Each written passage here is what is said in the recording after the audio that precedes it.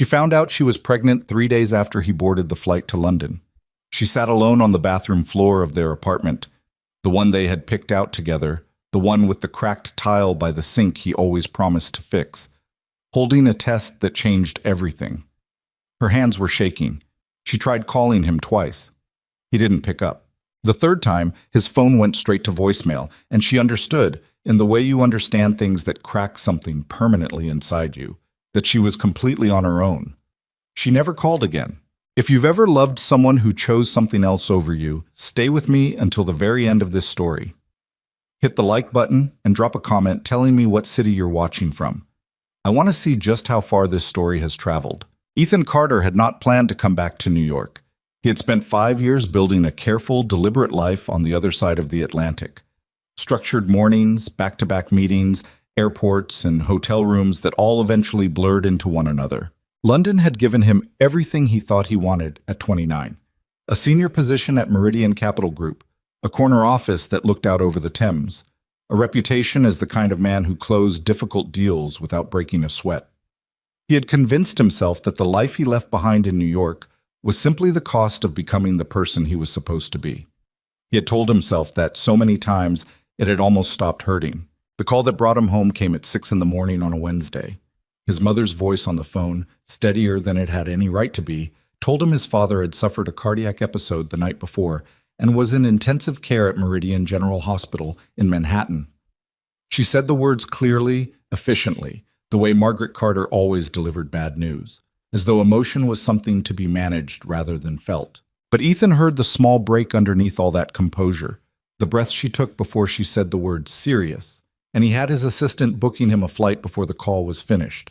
He landed at JFK on a gray Thursday morning with a carry-on bag, a head full of transatlantic fatigue, and the particular guilt that belongs to children who have stayed away too long. His father, James Carter, was stable by the time Ethan arrived at the hospital. He was sitting up in bed looking irritated about the number of wires attached to his chest, which Ethan took as a good sign. His mother was in the chair beside the bed with a paperback novel she wasn't actually reading. The three of them spent about 40 minutes pretending everything was fine before Ethan's father looked at him directly and said, "You look tired, Ethan. Not the good kind." "I'm fine, Dad." "You've been fine for 5 years," James said. "That's not the same as actually being fine." Ethan didn't have an answer for that, which was its own kind of answer. His father was moved out of intensive care the following afternoon. The doctors were cautiously optimistic. There would be a procedure, a recovery period, lifestyle adjustments. But the immediate crisis had passed. Margaret had the situation under control with the quiet efficiency she brought to everything, and Ethan found himself with an unexpected pocket of time and no particular place to be. The hospital administration, aware that Ethan represented Meridian Capital, had arranged a brief tour of their recently renovated pediatric wing as part of an ongoing discussion about a potential endowment. It was the kind of thing Ethan normally delegated, but his father was sleeping, his mother was on the phone with his sister in Boston, and a young administrator named Derek Paulson was standing in the hallway with an enthusiastic expression and a laminated visitor badge, so Ethan agreed. He told himself it would pass the time. He did not tell himself anything about what he was actually afraid of, which was being alone in a hospital room with his thoughts and 5 years' worth of things he'd been carefully not thinking about. The pediatric wing was bright in the deliberate way that children's hospitals always are. Primary colors on the walls, illustrated murals of cartoon animals and sunlit meadows, the kind of cheerful effort that tries very hard to make a frightening place feel safe. Derek narrated steadily as they walked. New imaging equipment, a renovated surgical suite, a partnership with a university research program. Ethan nodded at the right intervals and asked the right questions and was only half present for any of it. They rounded a corner near the nursing station, and Derek began explaining something about the new outpatient consultation rooms, and that was when Ethan stopped walking entirely. At the far end of this hallway, crouching down to eye level with a small boy who was sitting in a chair outside one of the rooms, was a woman Ethan recognized so immediately and so completely that the recognition felt physical, like something landing in the center of his chest. Natalie Brooks. She was wearing scrubs the color of deep blue, a stethoscope draped around her neck, her dark hair pulled back in the same slightly imperfect way she'd always worn it when she was concentrating on something. She was talking to the boy in a low, gentle voice, and the boy was nodding seriously, his small legs swinging off the edge of the chair. She reached up and tucked a piece of hair behind her ear, a gesture so specific to her, so entirely unchanged, and Ethan felt the air go wrong in his lungs. "Mr. Carter?" Derek said. "Are you all right?" "Yeah," Ethan said. "Sorry, keep going." He didn't move. He watched Natalie stand up from her crouch and say something else to the boy, and the boy looked up at her with complete trust, and then something shifted in Ethan's chest because he was really looking at the child now, really seeing him. The boy was maybe 4 or 5 years old, dark hair that curled slightly at the ears, a narrow face, pointed chin, and eyes. Even from this distance, Ethan could see the color of those eyes, a particular shade of gray-blue that Ethan had grown up seeing in his own reflection every morning of his life. He stood completely still in the middle of that bright animated hallway for what felt like a very long time. "Mr. Carter?" Derek said again, with the careful tone of a person who has noticed something is wrong but doesn't know what. "Who's that doctor?" Ethan asked. His voice came out quieter than he intended. Derek followed his gaze. "Oh, that's Dr. Brooks. She heads up our pediatric oncology unit. She's been with us about 4 years now, one of the best we have. Is there something—" "And the child," Ethan said. "The boy she's with." Derek paused. "I'm not sure. Probably a patient's sibling waiting for a family member. We see that a lot." Natalie had straightened fully now, and she must have sensed something, the way people sometimes do when they're being watched, because she turned her head toward the hallway entrance. The moment she saw him, she went completely still. It lasted only a second or two. Then she said something quietly to the boy, touched his shoulder, and walked toward Ethan with the careful expression of someone who is managing a very strong reaction. "Mr. Carter," Derek said brightly, reading the situation in entirely the wrong direction, "can I introduce you to one of our lead physicians? Dr. Brooks. This is Ethan Carter from Meridian Capital. He's here regarding the—" "I know who he is," Natalie said. Her voice was the same. That was the first thing Ethan registered. The same steady, slightly low register, the careful precision of someone who chose words intentionally. She was looking at him with an expression he couldn't fully read. Not anger exactly, or at least not only anger.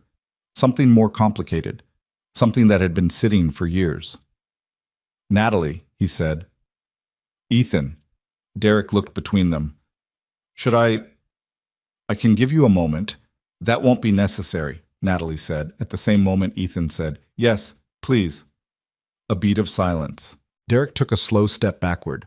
"I'll just check on the surgical suite access for the next part of the tour. I'll be right down the hall." He moved away with the practiced tact of someone who has learned to disappear quickly. Ethan and Natalie stood in the middle of the pediatric hallway, surrounded by painted murals of cartoon animals and the distant sounds of a children's ward, looking at each other for the first time in 5 years. "You look," he started. "Don't," she said. He stopped. "Why are you here?" she asked. The words were even, but there was something underneath them that was not. "My father, he had a cardiac event. He's stable now, but they needed me to—" "I heard," she said. "Margaret called the hospital. I didn't know you were coming." He noticed she said Margaret, not your mother. He noticed that she had apparently stayed in contact with his family in the years he'd been gone, and that the knowledge of that hit him somewhere unpleasant. "Natalie, Ethan, I'm in the middle of a shift." She glanced back over her shoulder toward the boy in the chair. "I don't really have time for whatever this is." "I'm not trying to make it into anything," he said. I was surprised to see you." She looked at him for a moment. "I work here. I've worked here for 4 years." "I know, Derek just told me." "Then you know I'm not surprised you didn't know that." She said it without heat. That was almost worse than if she'd said it with heat. She turned slightly, as if to go, and then Ethan said the thing he probably shouldn't have said yet. The thing he'd been standing in the hallway trying not to say while his brain raced through calculations that kept arriving at the same impossible answer. "Natalie, that boy, the one you were talking to." She went very still again. "Who is he?" The silence lasted 3 seconds, maybe 4. In that silence, Ethan watched something move across Natalie's face. a complicated geography of emotion that he didn't have names for all of, but could see included things like fear and exhaustion and something that might have been a long-held grief finally being asked to move. "He's a patient's brother," she said. She said it with a flatness that told him immediately it wasn't true. "Natalie." "Ethan, don't." "He has—" Ethan stopped. His voice had gone unsteady somewhere he wasn't expecting. His eyes, "Stop, are the same color as mine." He said it quietly, not as an accusation, almost as a question, except he already knew the answer, and they both knew he knew. Natalie looked away from him. She was looking at the boy in the chair, who had apparently become bored during the wait, and was now industriously folding the corner of a pamphlet he'd picked up from somewhere. He had the slightly frustrated, focused expression of a child who is trying very hard to make an origami shape and not quite getting it right.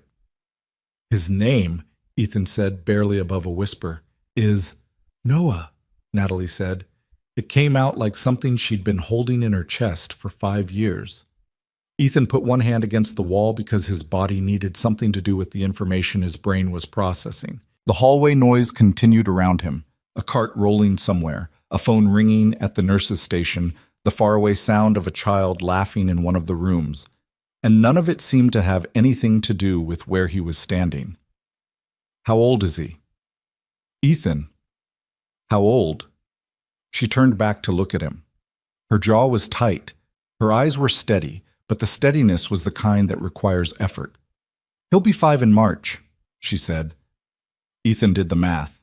He didn't want to do the math. He did it anyway. March. 5 years old in March. That put Noah's birth at March of last year, which meant conception would have been June. 5 years ago. 2 weeks before Ethan boarded the plane to London. He pressed his back against the wall now, no longer caring about the performance of composure. "You were pregnant," he said, "when I left." "I didn't know yet when you left." "But you found out." She was quiet for a moment.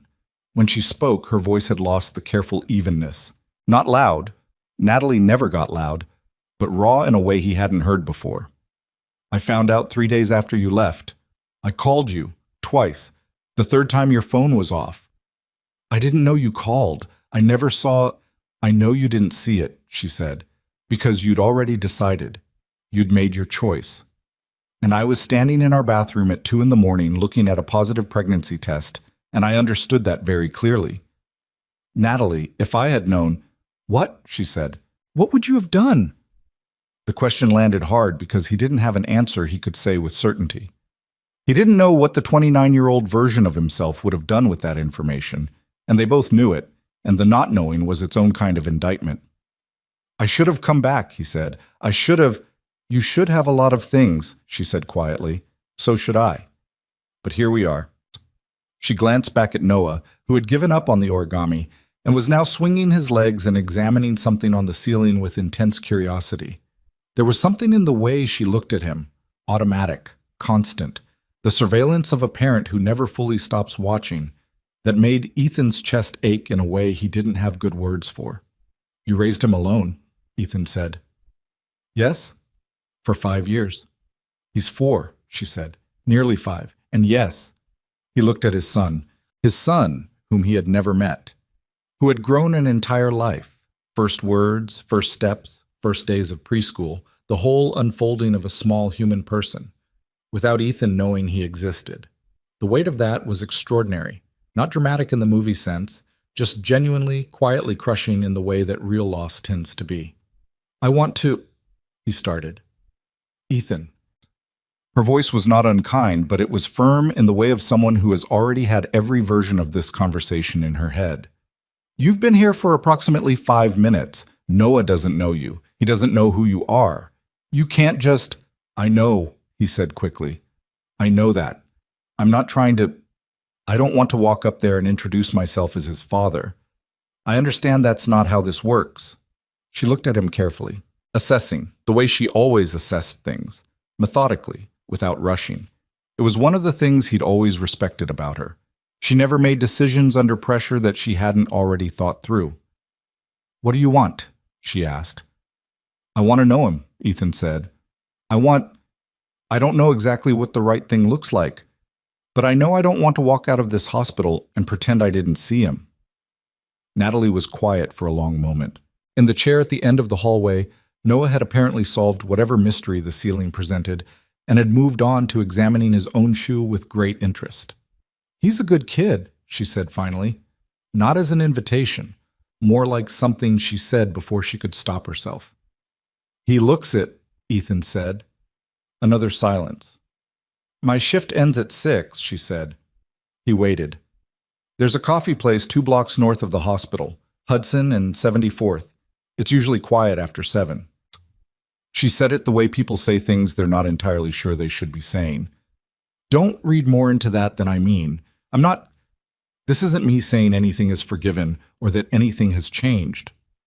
I understand. I just think," she said carefully, "that you and I need to have a conversation before anything else happens.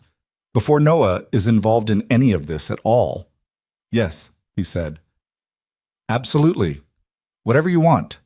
She gave him a long look. Then she nodded once, the kind of nod that is less about agreement and more about closing a door before you've decided what's on the other side of it. She turned and walked back toward Noah, who looked up when she approached and said something that made her smile. A real one, unguarded, the kind Ethan had seen 1,000 times 5 years ago and hadn't seen directed at anything since. He stood in the hallway and watched his son hand her a badly folded piece of paper with the serious expression of someone presenting a significant gift. She took it with both hands like it was something precious.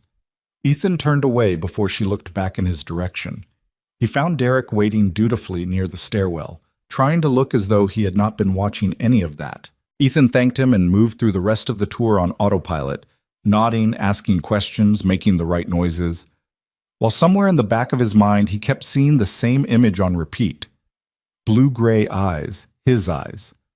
Looking up at the ceiling with the pure, unbothered curiosity of a child who doesn't yet know that anything has been lost.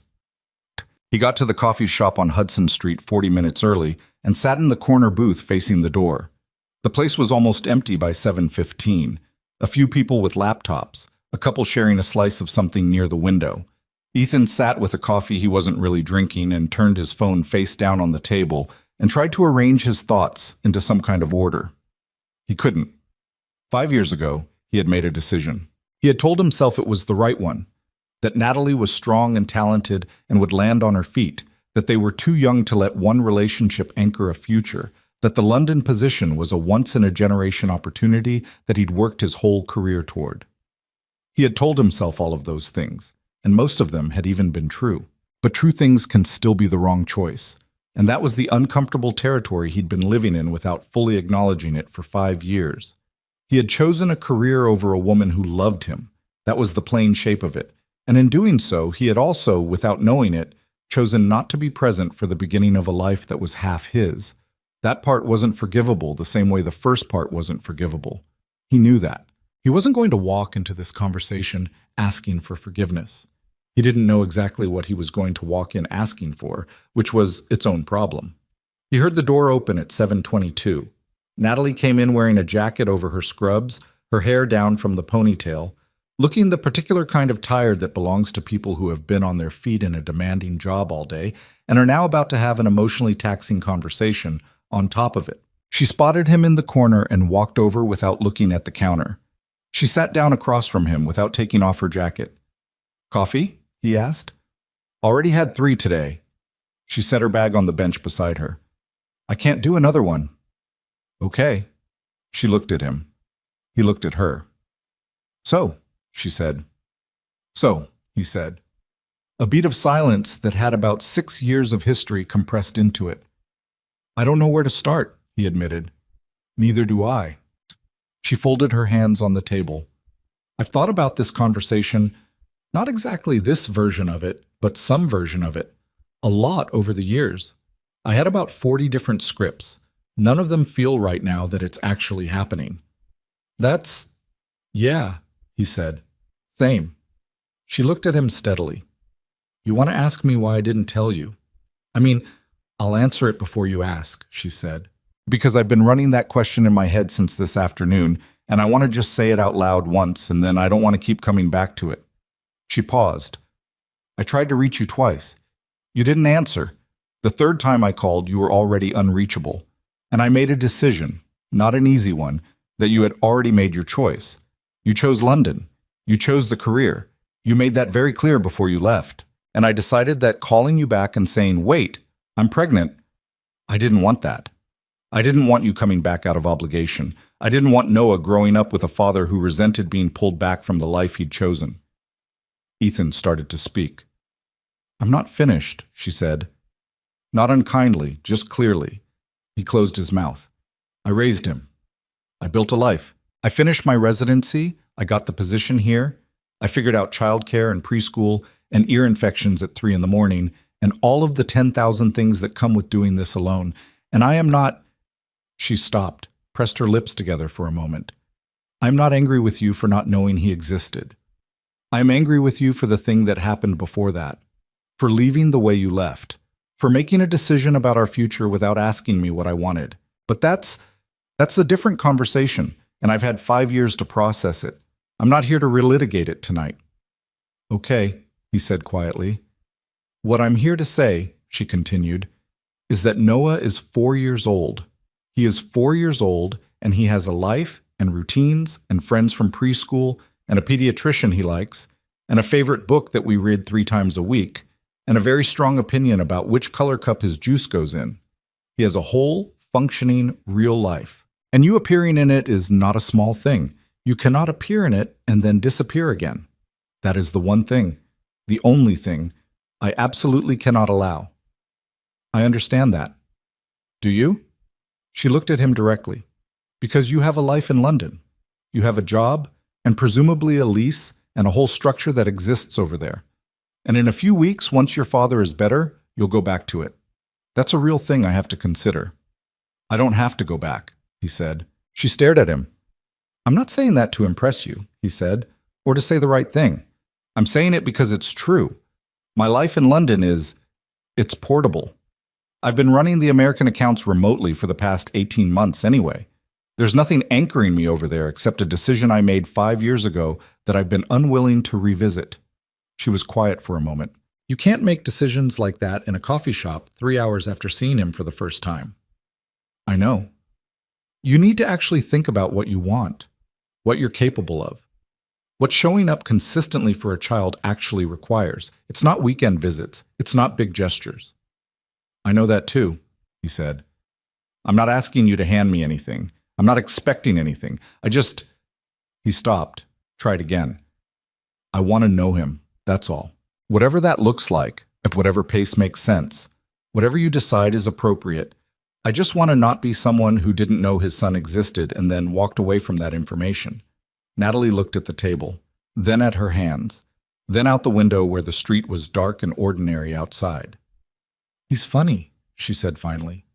Her voice had changed again, softer, the way it always went when she was talking about something she loved without meaning to show it.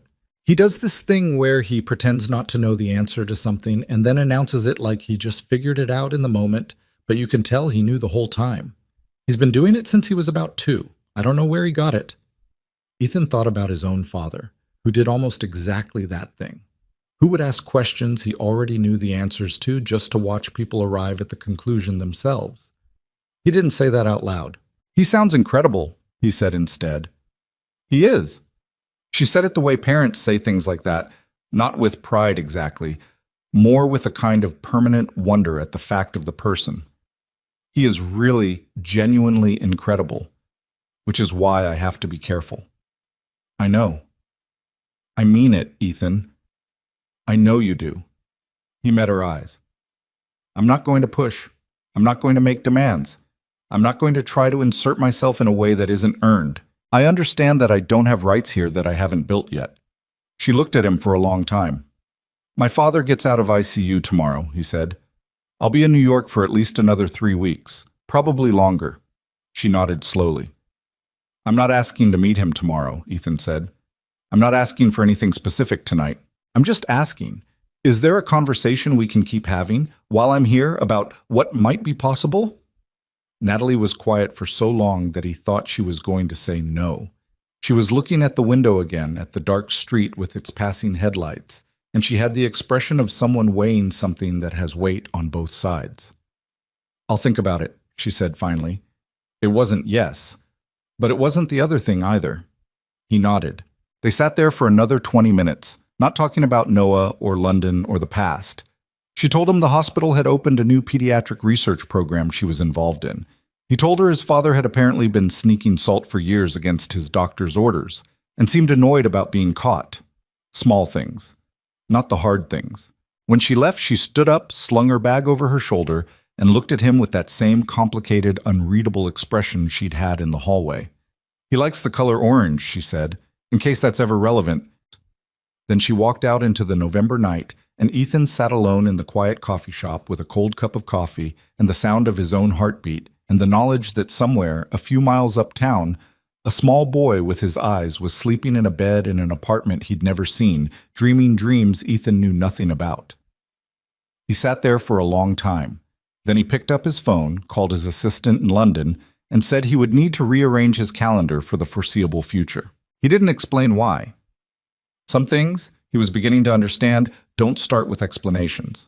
They start with the simple, difficult act of staying put. Natalie didn't call him. He hadn't expected her to exactly, but he'd spent the first 3 days after the coffee shop checking his phone more than he wanted to admit. He kept the volume up, which he never did. He kept the screen from auto-locking so he'd see notifications faster. He told himself it was because he was waiting on updates about his father's procedure, which was true, but not the whole truth, and he was old enough now to at least be honest with himself about the difference. His father's angioplasty went smoothly on a Friday morning. By the following Tuesday, James Carter was home in the Riverside Drive apartment he and Margaret had lived in for 30 years, annoyed about his restricted diet and extremely vocal about it. Ethan set up his laptop at the dining room table and worked through the mornings while his mother made low-sodium soups that his father described, loudly and with feeling, as punishment in a bowl. It was the most time Ethan had spent in that apartment since he was 25. He found it strange being back in the physical spaces where he'd grown up.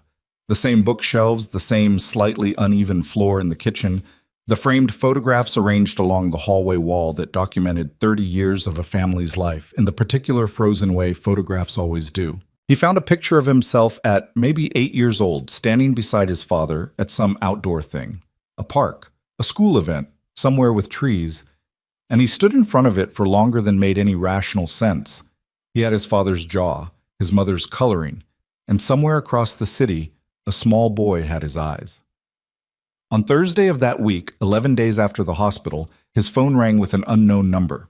He picked up on the second ring. "It's Natalie," she said. He sat down. He'd been standing at the window. He sat down in the chair beside it. "Hi." "Hi." A pause. "Noah's preschool does a thing on Saturdays. A parent and child morning at the Botanic Garden. We go most weeks when the weather is okay." Another pause. Shorter this time. "He likes looking at the greenhouse, the tropical section. He thinks it's funny that it's warm in there when it's cold outside." Ethan waited. "You could come," she said. "Not as his father, obviously not yet. Just as someone who knows me. If anyone asks, you're an old friend who's in town." "Okay," he said. He said it carefully, without too much weight, because he could hear how much effort it had cost her to make this call, and he didn't want to tip anything by reacting the wrong way. "It's low pressure," she said, as if convincing herself as much as him. "He's going to be focused on the plants and the other kids. He might not pay much attention to you at all." "That's fine. And if at any point it feels wrong, if I decide it's too much, we leave, and that's it." "Understood." She gave him the address and the time and hung up without much ceremony. He put his phone down on the arm of the chair and sat there for a minute.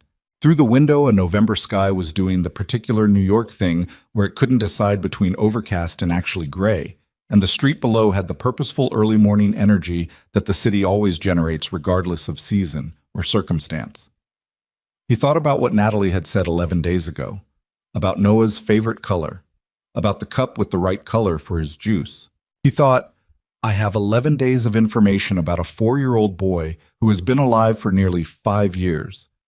That is the entirety of what I know about my son. He sat with that until it stopped feeling like something he could hold and started feeling like something he had to live inside.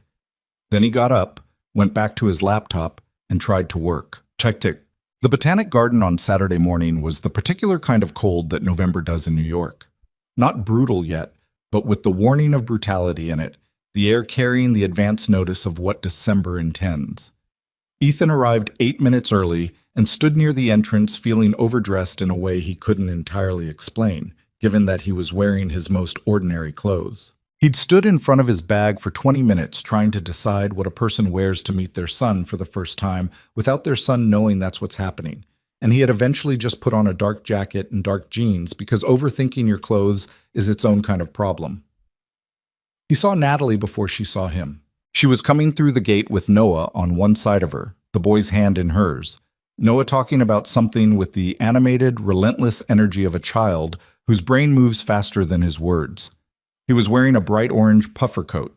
Of course he was, Ethan thought, Natalie had told him, and a knit hat that had slid slightly sideways, which he seemed unbothered by. Natalie spotted Ethan and said something to Noah that made the boy look up, locate Ethan, and then return immediately to whatever he'd been saying, satisfied. 4-year-olds have very clear priority hierarchies. A stranger near the entrance was not at the top of Noah's. "Hey," Natalie said when they reached him. She looked like she was bracing for something which he understood. "Hey," he said. Noah looked up at him with frank, uncomplicated appraisal. The way small children look at new adults? Not suspicious exactly, just taking stock. He had Ethan's eyes. Up close, it was even more striking than it had been in the hospital hallway, and Ethan had to work to keep his expression from doing something he'd regret.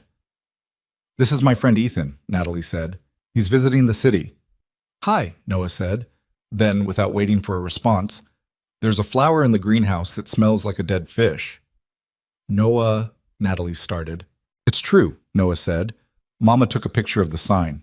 Tell him what it's called." "It's called a corpse flower," Natalie said, in the tone of a parent who has explained this many times. "And it doesn't smell right now. It only smells when it blooms."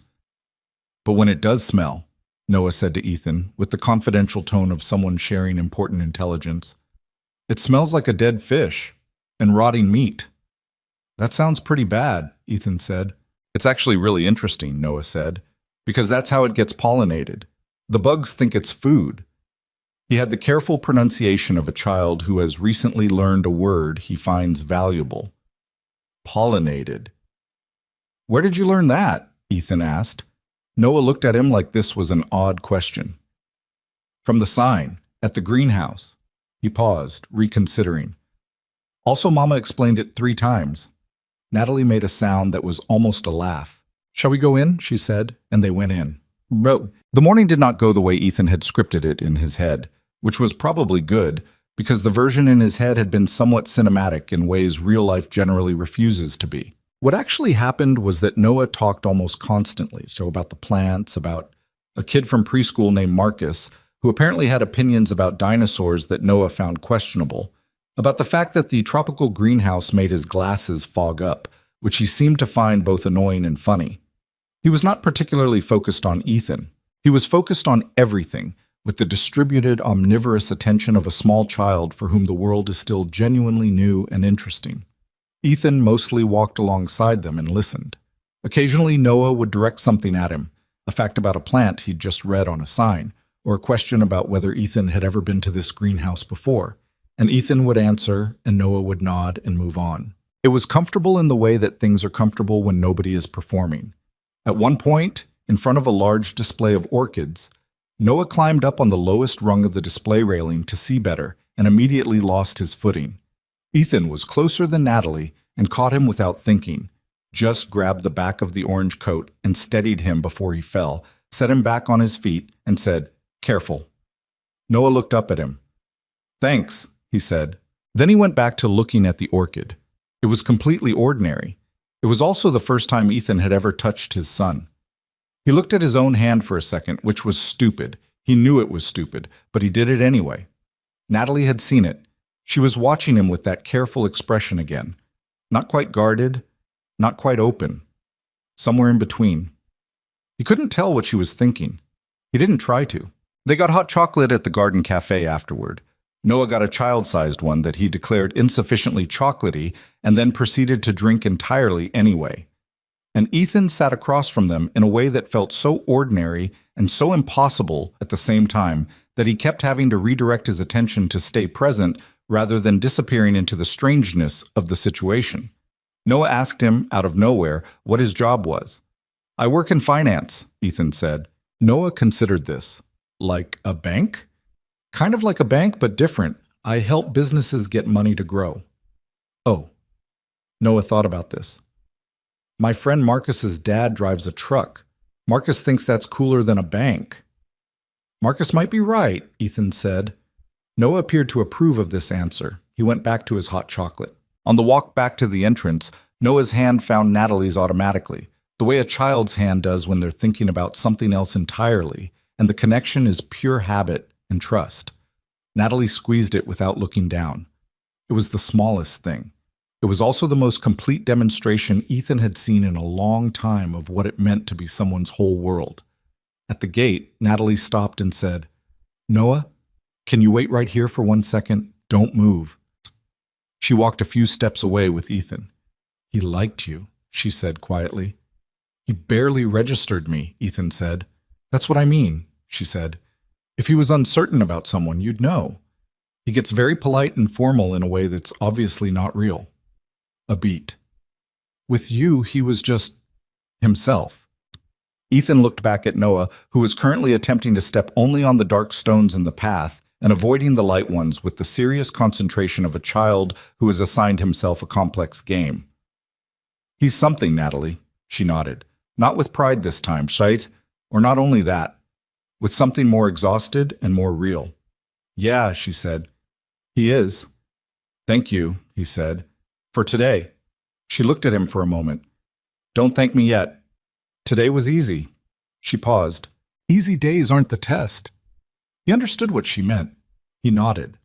She went back to Noah, who grabbed her hand and said something about getting lunch somewhere with good grilled cheese, and Ethan stood at the garden gate and watched them walk up the street until they turned the corner and were gone. He stood there another minute after that. Then he started walking, without any particular destination, just letting the November city move around him, and he thought about a small hand automatically finding its mother's, and about what it meant to be that reliable, to be so constant that someone's hand just knew, without looking, where to go. Gum. He came back. That was the thing Natalie had not been certain would happen, and then the thing she had to adjust to when it did. He called 3 days later and asked if there was another morning like Saturday, something where Noah would be in a context where a new presence was natural. She said yes, cautiously. There was a Sunday afternoon thing at a play space in Brooklyn that a few of the preschool families used. She said she'd think about it. She thought about it for 2 days, during which time she had a conversation with her friend Dana, the only person besides her mother who knew the whole situation, that went roughly like this. "He came back," Natalie said. "He literally just arrived a week ago," Dana said. "I mean, he came back for a second time, Saturday. He did the thing I said I would judge him on. And he was good. He was just a person. He wasn't performing anything." "That's good," Dana said. "Or it's strategic," Natalie said. "Natalie, I'm serious." "I know you are," Dana said. "But you're also the person who sees a good thing happening and immediately tries to find the angle on it. That's not fair." "It's a little fair." Natalie was quiet for a moment. "Noah liked him." "Of course he did," Dana said.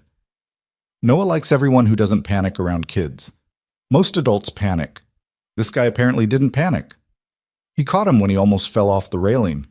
See? Reflexes of a person who was actually paying attention. That doesn't mean anything."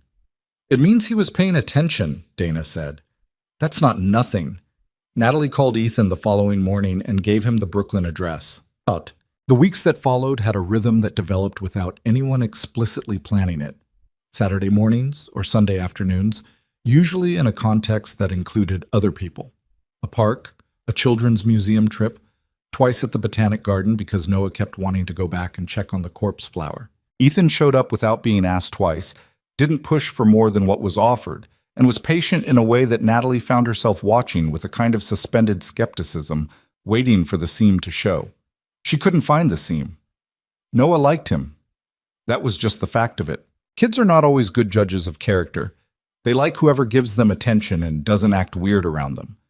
But they are good at detecting performance, and Noah had no radar going off around Ethan. He treated Ethan the way he treated the other peripheral adults in his life, with easy comfort and the assumption that the adult would be there when he looked up. That assumption was new. Noah had never had a consistent male presence before, and Natalie had been watchful about it. She'd seen what it did to kids, the ones in her care at the hospital who were missing a parent, the particular way that absence became a kind of gravitational pull even when they couldn't name what was pulling. She'd been managing that with Noah for years, making sure he had his grandfather, her father, who came into the city once a month, making sure his preschool teacher was warm, building a structural stability that could compensate. She hadn't anticipated what would happen when someone just showed up and kept showing up. Around the third week, Noah started talking about Ethan in the casual way he talked about established people. Ethan said that fish can see in the dark, he said at dinner one night, completely unprompted. Or, does Ethan like dogs? I want to ask him. He didn't ask where Ethan came from or why he was around, because kids don't ask those questions when a presence makes sense to them in a body-level way that precedes language. Natalie watched this and felt something complicated that she didn't try to name all at once. The first time it was the three of them at the apartment was an accident, basically. Noah had a minor meltdown at the end of a park afternoon because he was overtired and cold, and instead of trying to navigate the subway with an inconsolable 4-year-old, Natalie made the pragmatic call to suggest they come back to her place for the rest of the afternoon while Noah calmed down. She'd made the offer before she thought about the implications, and she watched Ethan register that he understood the implications but wasn't going to say anything about them. He was good with Noah during the meltdown, which she hadn't expected. He didn't try to fix it or reason with it or make it stop. He just sat on the floor next to Noah's spot on the couch and said, "That sounds really frustrating," and let Noah be frustrated until it ran out. When Noah emerged from the other side of it 20 minutes later, red-eyed and slightly embarrassed the way kids get after they've lost it, Ethan said, "You want to show me that book your mom said you like?" And Noah said yes and disappeared to get it. The book was about deep-sea creatures. Noah read it to Ethan, in the reading style of a pre-reader, which involved narrating what was in the pictures with great authority and occasionally making things up. And Ethan sat next to him on the couch and listened with the focused attention of someone who was entirely present. Natalie stood in the kitchen doorway and watched them for a moment she didn't plan. Noah was explaining something about an anglerfish with the dangerous light on its head. Ethan was asking questions in the tone of someone who genuinely wanted to know. Their heads were both bent over the book, dark hair, similar angles, the same slight tilt when concentrating. And the similarity was so obvious that anyone seeing them without context would have already known. She went back to the kitchen. She cut vegetables for dinner with more concentration than vegetables required. They had the conversation they'd been circling around on a Tuesday evening in December, 6 weeks after the Botanic Garden. Noah was in bed. Ethan had stayed for dinner after the apartment afternoon became a thing that happened occasionally, and dinner had become a thing that happened occasionally too. Not romantic, both of them careful about the way they occupied the space, but present in a way that was accumulating its own weight. Natalie made pasta. Ethan washed the dishes, which he'd started doing because she cooked and it was the obvious reciprocity, and neither of them commented on the domesticity of it. After the dishes, they sat at the kitchen table with the low light on and the sounds of a quiet apartment around them. The specific nighttime quiet of a place where a child is sleeping, and so you automatically lower your voice. "He asked me today," Natalie said. Ethan looked at her. He said, "Is Ethan my friend?" She turned her coffee mug in her hands. And I said yes. And he thought about it for a second, and then he said, "My own friend or yours?" And I didn't quite know what to say to that. "What did you say?" Ethan asked. "I said you were both." She looked at him. "I think he was trying to figure out what category to put you in. Kids do that." "I know," he said. Then, "What category do you want him to put me in?" Natalie set her mug down. She'd known this question was coming, a version of it, in some form, And she'd been turning over her answer for weeks without arriving anywhere clean. I don't know how to answer that without knowing what's sustainable, she said. That's the honest answer. It's not about whether I want him to know. It's about whether, when he knows, you're going to be there in a way that holds. I am, Ethan said. You keep saying that. I keep meaning it. Ethan. She looked at him directly. You have an apartment in London. You've been sleeping in your parents' guest room for 6 weeks. At some point, your real life calls you back. I've been moving my real life, he said. That's what I've been doing. I didn't want to say anything until it was more settled because I didn't want it to sound like a gesture, like I was telling you something to impress you rather than actually doing it. But I've been in conversations with the New York office for the past month. There's a managing director position opening in January. It's mine if I want it. She stared at him.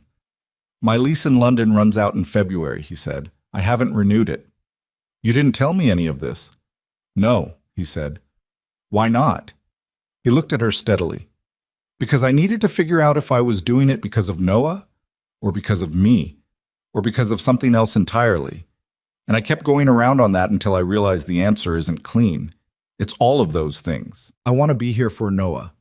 But I haven't been okay in London for a long time, Natalie. I've been building the right resume in the wrong life. And I was doing that before I saw you in that hallway. Coming back here just made me stop pretending I didn't know it. The kitchen was quiet around them.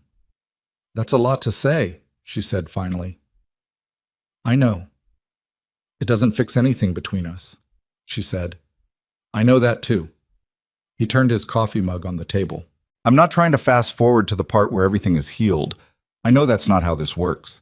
She nodded slowly. She was looking at the table, working through something. He deserves to know who you are, she said. That's where I keep landing. Whatever happens between you and me, that's a separate thing and a slower thing, and I don't have a timeline for it. But Noah deserves to know his father. And it's been 6 weeks and you're still here, and he already reaches for you, and keeping this from him is starting to feel... She stopped. It feels like we're doing something to him rather than for him. Yeah, Ethan said. I've been feeling that too. How do we even do that conversation? She said. He's 4. He's almost 5, Ethan said, which is different enough that it matters. He understands more than you'd expect, she admitted.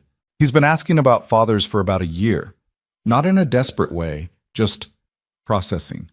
He sees kids at school with dads and he has questions. What does he ask? He asks why he doesn't have one. I've been saying that every family looks different, which is true, but it's the right answer for now, but it's not the whole truth. She looked at him. He asked me once if his dad didn't like him. Something in Ethan's expression shifted, not dramatically, just a slight change in the eyes, the kind that's hard to fake. God, he said quietly. He was asking from a very matter-of-fact place, Natalie said. He wasn't crying about it. He just wanted to know. I told him his dad didn't know about him yet, which was the truest simple version I could give him. He thought about that for a second and then said, "Oh, okay," and went back to his drawing. She paused. Kids can hold a lot if you give it to them straight. Sounds like you, Ethan said. She looked at him. He's going to have a lot of questions. I know. And some of them are going to be hard ones. For you. I know. He might not immediately... Natalie. His voice was quiet. I'm not expecting a perfect reaction. I'm not expecting anything. I just want to be honest with him. She was quiet for a long time. The apartment settled around them, a radiator clicking somewhere, the faint sound of the street through the window. Before Christmas, she said finally. I don't want him going into the holidays not knowing. That's my window. Ethan nodded. I'll talk to my therapist about how to frame it for his age. We'll do it together, the 3 of us. She looked at him, and then whatever happens, however he takes it, you have to stay. That's non-negotiable. If he gets upset or confused or he acts out about it, you don't get to find that hard and step back. You stay. I stay, Ethan said. She looked at him for a moment longer, measuring something she probably couldn't fully measure. Then she picked up her coffee mug. We should probably also figure out the practical stuff, she said, shifting slightly, like what you're telling him to call you. Ethan is fine, he said.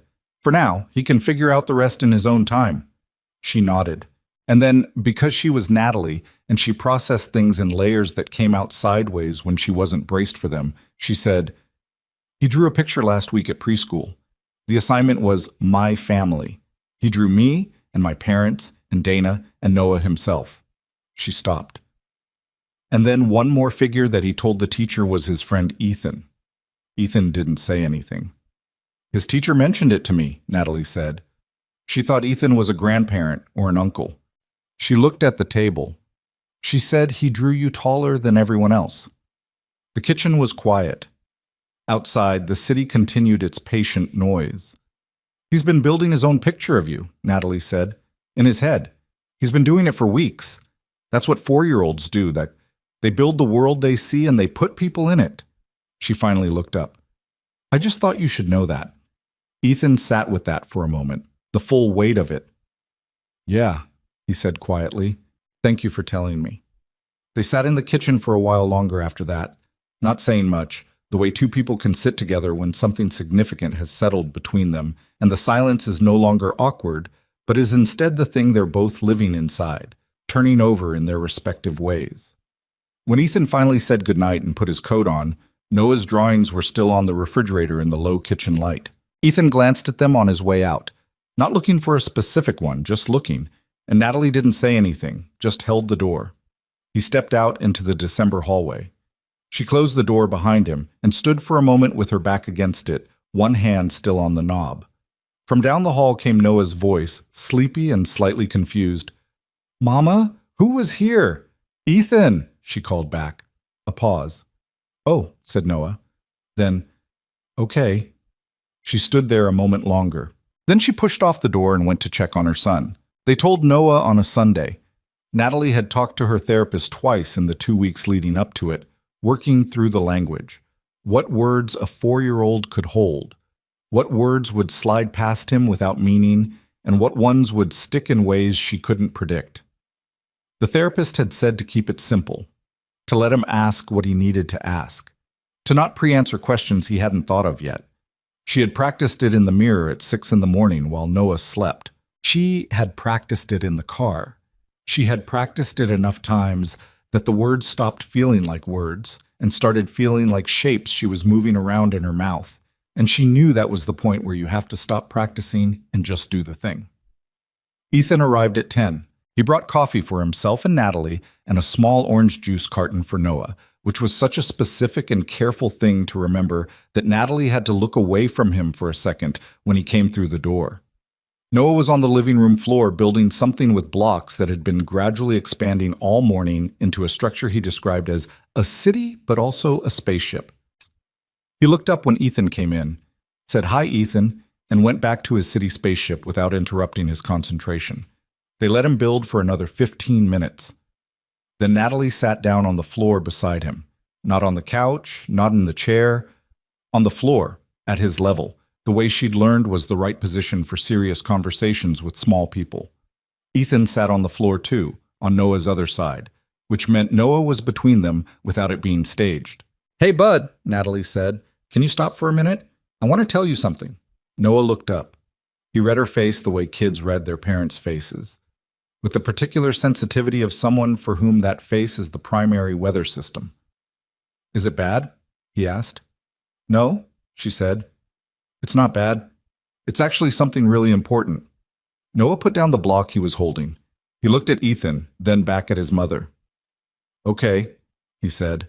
Natalie took a breath. "You know how you asked me once about your dad? About why you don't have one at home?" Noah nodded slowly. His expression was the careful, processing face. "I told you that your dad didn't know about you yet," she said. "Remember?" "Yeah," Noah said. "Well?" She paused. Just a half second, but Ethan felt it. "He knows now." Noah looked at her. Then he looked at Ethan, then back at Natalie. He was quiet for a moment, and in that moment Ethan's entire chest compressed into something very small and very still. "Is it Ethan?" Noah said. The simplicity of it, the way he said it, not as a dramatic revelation, but as a practical question, the way he'd ask if the thing in his cup was juice or water, undid something in Natalie that she hadn't known was holding. "Yes," she said. Her voice was steady. Ethan is your dad. Noah looked at Ethan for a long time. Ethan looked back at him. He had decided he wasn't going to be the one to speak first. This was Noah's thing to arrive at, in whatever direction he arrived at it. "You didn't know?" Noah said to Ethan. "No," Ethan said. "I didn't know. And I'm really sorry about that." Noah thought about this. "How come?" "It's complicated," Ethan said. "Grown-up stuff that wasn't fair to you. But I know now, and I'm not going anywhere." Another pause. Noah picked up the block he'd put down and turned it in his hands, not building with it, just holding it. "Marcus at school has a dad," he said. "His dad comes to pick up sometimes." "Yeah?" Ethan said. "He brings snacks," Noah said. "Usually the crackers with the cheese, the kind in the pack." "I can do that," Ethan said. Noah looked at him sideways. "You'd come to pick up?" "If that's okay with your mom, and with you." Noah considered this with the gravity of a city planning commissioner reviewing a proposal. "Okay," he said finally. He put the block back on his city spaceship. "Can we keep building now?" Natalie looked at Ethan over Noah's head.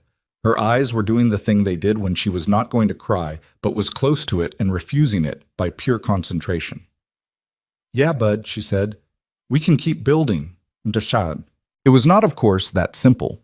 Nothing with children ever resolves in one clean scene the way you want it to.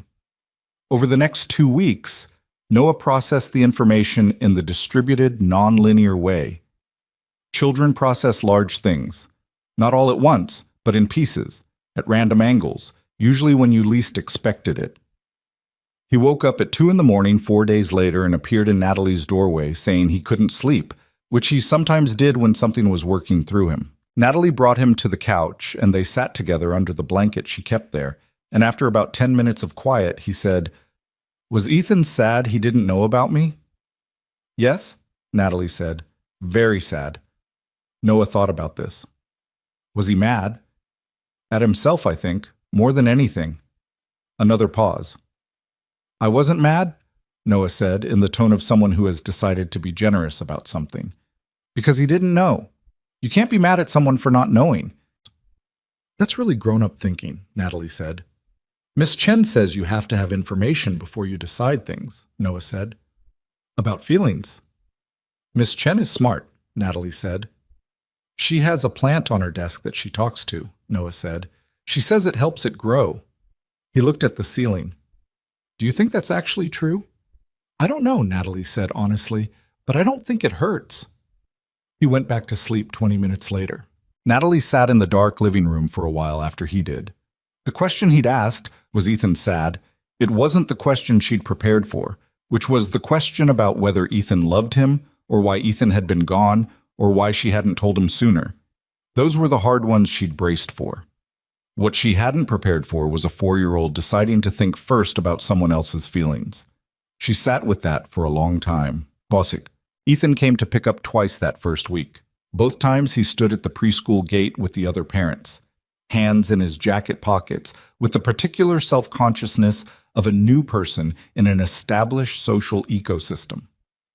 The other parents glanced at him with the mild curiosity of a community that knows its own. One of the fathers nodded at him.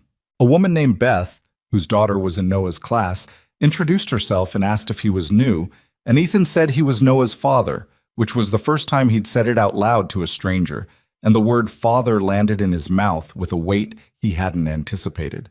Noah came through the preschool doors in a group of kids, moving with the released energy of children freed from indoor requirements, spotted Ethan at the gate, and said, to no one in particular, to everyone, to the general air, "That's my dad." Not as an announcement, just as information. The same way he'd say, "That's the subway," or "That's our building." Ethan heard it. He kept his expression calm. He failed at this somewhat, but nobody was looking directly at him. In the evenings now, he sometimes read to Noah. It had started because Natalie had a work call that ran long on a Thursday night, and Noah wanted his book, and Ethan was there. And it had continued because Noah had specific requirements about how the deep-sea book was to be read. You had to do different voices for different creatures. The anglerfish needed to sound menacing. The blobfish needed to sound tired. And Ethan had apparently passed the audition. Natalie would sometimes stand in the hallway outside Noah's room and listen, not intrusively, just listen. The sound of Ethan doing a tired blobfish voice, the sound of Noah correcting his intonation with serious authority. She didn't examine what it did to her. She just stood there a minute and then went back to whatever she'd been doing. December moved through them. Ethan signed the paperwork for the New York position in the third week of the month. He found an apartment in the West Village, not because it was optimal, but because it was available and he needed an address that was his own, and started moving the modest architecture of his life from London to New York in installments. His clothes first, his books, which he shipped in a box that arrived looking like it had experienced some personal drama. A guitar he'd owned since graduate school and never played enough, which he set in the corner of the new apartment and looked at with the complicated feeling of things you carry without knowing why. His father, recovered and mobile and deeply invested in everyone else's business, had of course found out about Noah within the first 2 weeks of the situation. James Carter had not said a great deal about it. What he'd said, when Ethan told him, was, "How old is he?" "4," Ethan said. "Almost 5." A silence. "What's he like?" Ethan thought about it. "Curious," he said. "Funny without trying to be. He's got your thing. The thing where you already know the answer, but you ask the question anyway." James Carter was quiet for a long moment. Then he said, "You should bring him by." "I know, Dad." "Not eventually. Soon." "I know." His father had looked at him across the living room with the expression of a man who had things to say and was choosing carefully among them. "What you did 5 years ago," he started. "Dad, I'm not going to lecture you. I'm past that. I just want to say—" He stopped, tried again. "Your mother and I made mistakes too. Things we modeled for you about what it means to prioritize work. I know that. So I'm not going to sit here and pretend it came from nowhere." He looked at his hands. "But you're here now. That's what matters. You stay here." "I'm staying," Ethan said. "Good," his father said. And then with the slightly abrupt topic change of a man who has said as much as he knows how to, "Tell me about this apartment. Is there parking?" Christmas that year was smaller than usual. Natalie's parents came into the city from New Jersey. Her father Raymond, who had a booming laugh and strong opinions about the designated hitter rule, and her mother Sylvia, who had known Ethan 5 years ago in the context of her daughter's serious boyfriend, and was now confronted with him in a context that had no established category. Sylvia was civil. She was warm with Noah, which was her priority and always had been, and she was measured with Ethan in the way of a woman who is withholding judgment she has already privately formed until she has more evidence. Raymond shook Ethan's hand on arrival and said, "So you're back." It wasn't quite hostile, it wasn't quite welcoming. It was the handshake of a father who is choosing to see what happens next. Noah got a telescope for Christmas, from Ethan, which had been cleared with Natalie in advance. It was calibrated for children, simple, sturdy, with a guide to stars visible from the northern hemisphere. And Noah opened it with the sustained, concentrated excitement of a child who has been given something he didn't know he wanted until it was in front of him. "Can we look at the moon?" he asked immediately. "We have to wait until it's dark," Ethan said. Noah looked at the window where afternoon light was still coming through and made a sound of extreme impatience. "It'll be dark by dinner," Natalie said. "Will it be dark by dessert?" Noah asked. "Yes," Raymond said, already delighted by his grandson in the way grandfathers always are. "It will definitely be dark by dessert." After dark. After dinner and dessert, and Noah's extremely thorough demands regarding the pecan pie portion sizes. They set the telescope up on Natalie's small balcony, all of them in coats, Noah in his orange puffer and a wool hat Sylvia had pulled over his ears. Ethan crouched beside him and showed him how to find the moon in the viewfinder, adjusting the angle with small movements, until Noah made a noise that wasn't quite a word, more of a sudden exhale, high and surprised. "I can see it," Noah said. "I can see the bumpy parts." "Those are craters," Ethan said. "From what?" "Rocks from space hitting the surface, a long time ago." "Are there still rocks coming?" "Sometimes. Smaller ones, mostly." Noah kept his eye pressed to the viewfinder, both small hands gripping the tube of the telescope. Behind them on the balcony, Natalie stood with her arms crossed against the cold, watching them. Her mother appeared beside her, also watching. Sylvia said quietly. Mom, Natalie said. I didn't say anything. You were about to. I was going to say he's good with him, Sylvia said. That's all I was going to say. Natalie looked at them, at her son with both hands on his telescope, and at Ethan crouched beside him explaining craters with the patience of someone who has nowhere else to be. Yeah, she said. He is. How are you? Her mother asked. Not about Noah, about her. I don't know yet, Natalie said honestly. Sylvia put her arm around her daughter's shoulders. They stood there in the cold, watching. The new year arrived the way New Year's do, with a lot of feeling assigned to a date that is, in practice, just a Tuesday. Ethan was in the West Village apartment on New Year's Eve, on the phone with Noah, who had been allowed to stay up until 9 and was using his remaining waking time to update Ethan on what the moon looked like through the telescope from the window. Natalie was somewhere in the background of the call. Ethan could hear her telling Noah to keep the window closed because it was cold. It looks smaller than last time, Noah reported. The moon goes through phases, Ethan said. Sometimes it's full and big and sometimes it's smaller. It depends on where it is relative to the sun. Where is it now? I'd have to check. We can look it up next time. Okay? A pause. Ethan? Yeah? Happy New Year, Noah said with the solemnity of someone wishing you something important. Happy New Year, Noah. Are you going to come over tomorrow? If your mom says it's okay. A muffled exchange in the background. Then Noah came back. She says it's okay if you bring the good bagels, the ones with the seeds. Everything bagels, Ethan said. Everything bagels, Noah confirmed. Everything ones. Done, Ethan said. He sat in his new apartment after the call, in the particular silence of a New Year's Eve when you are alone and okay with it, which is a different kind of alone from the other kind.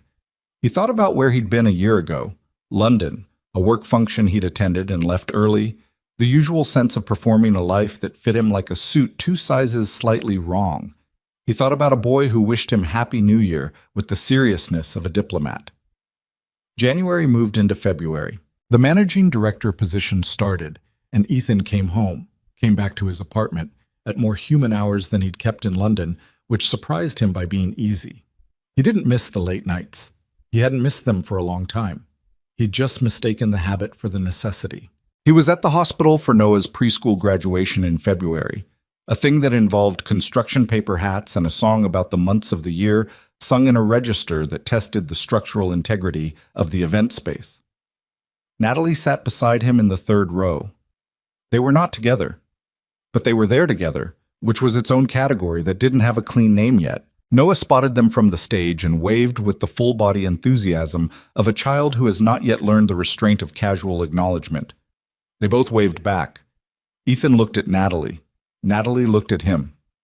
Don't say anything, she said quietly. I wasn't going to say anything, he said. You had a face. I always have a face. She looked back at the stage where Noah was now waving at someone else with equal enthusiasm, already moved on. You're getting better at this, she said. The dad thing. I had good material to work with, he said. She was quiet for a second. That might be the first time you've said something like that, and I didn't immediately check it for angles. He looked at her. What does that mean? It means I'm starting to believe you, she said. She said it the way she said hard things, without drama, just directly. Not about everything, not yet, but about this part. About him. He nodded. He didn't push it. He understood that belief, with her, wasn't going to arrive all at once. It was going to come in pieces, like light through a window that you open a bit at a time, and you don't rush the window because you know what cold feels like, and you're being careful. On stage, Noah's class had launched into the Months of the Year song, which Noah was singing with great commitment and approximately 60% accuracy. The letter from the London Institute of Pediatric Research arrived at Natalie's office on a Wednesday in late February. She read it twice at her desk before she read it again. Then she put it down and looked at the wall for a while. It was the position she'd applied to 2 years ago, on a night when she was tired and slightly defiant about her career trajectory, filling out the application mostly as an exercise in knowing she could. She'd interviewed by video call 8 months later, liked the people, told herself she had no realistic chance, and more or less forgotten about it. The letter said she had a realistic chance. More than that. The letter said they wanted her. Chief of Pediatric Oncology Research. A newly funded department, substantial resources. A team of 12. The chance to shape a research program from the ground up in a way she was not going to get at Meridian General for at least another decade. It was, professionally, everything. It was in London. She sat with the letter for the rest of the afternoon. She did not call Dana. She did not call her mother. She did not call Ethan. She sat with it alone because she needed to know what she felt about it before she knew what she thought about it, and those were two different processes that required different amounts of quiet.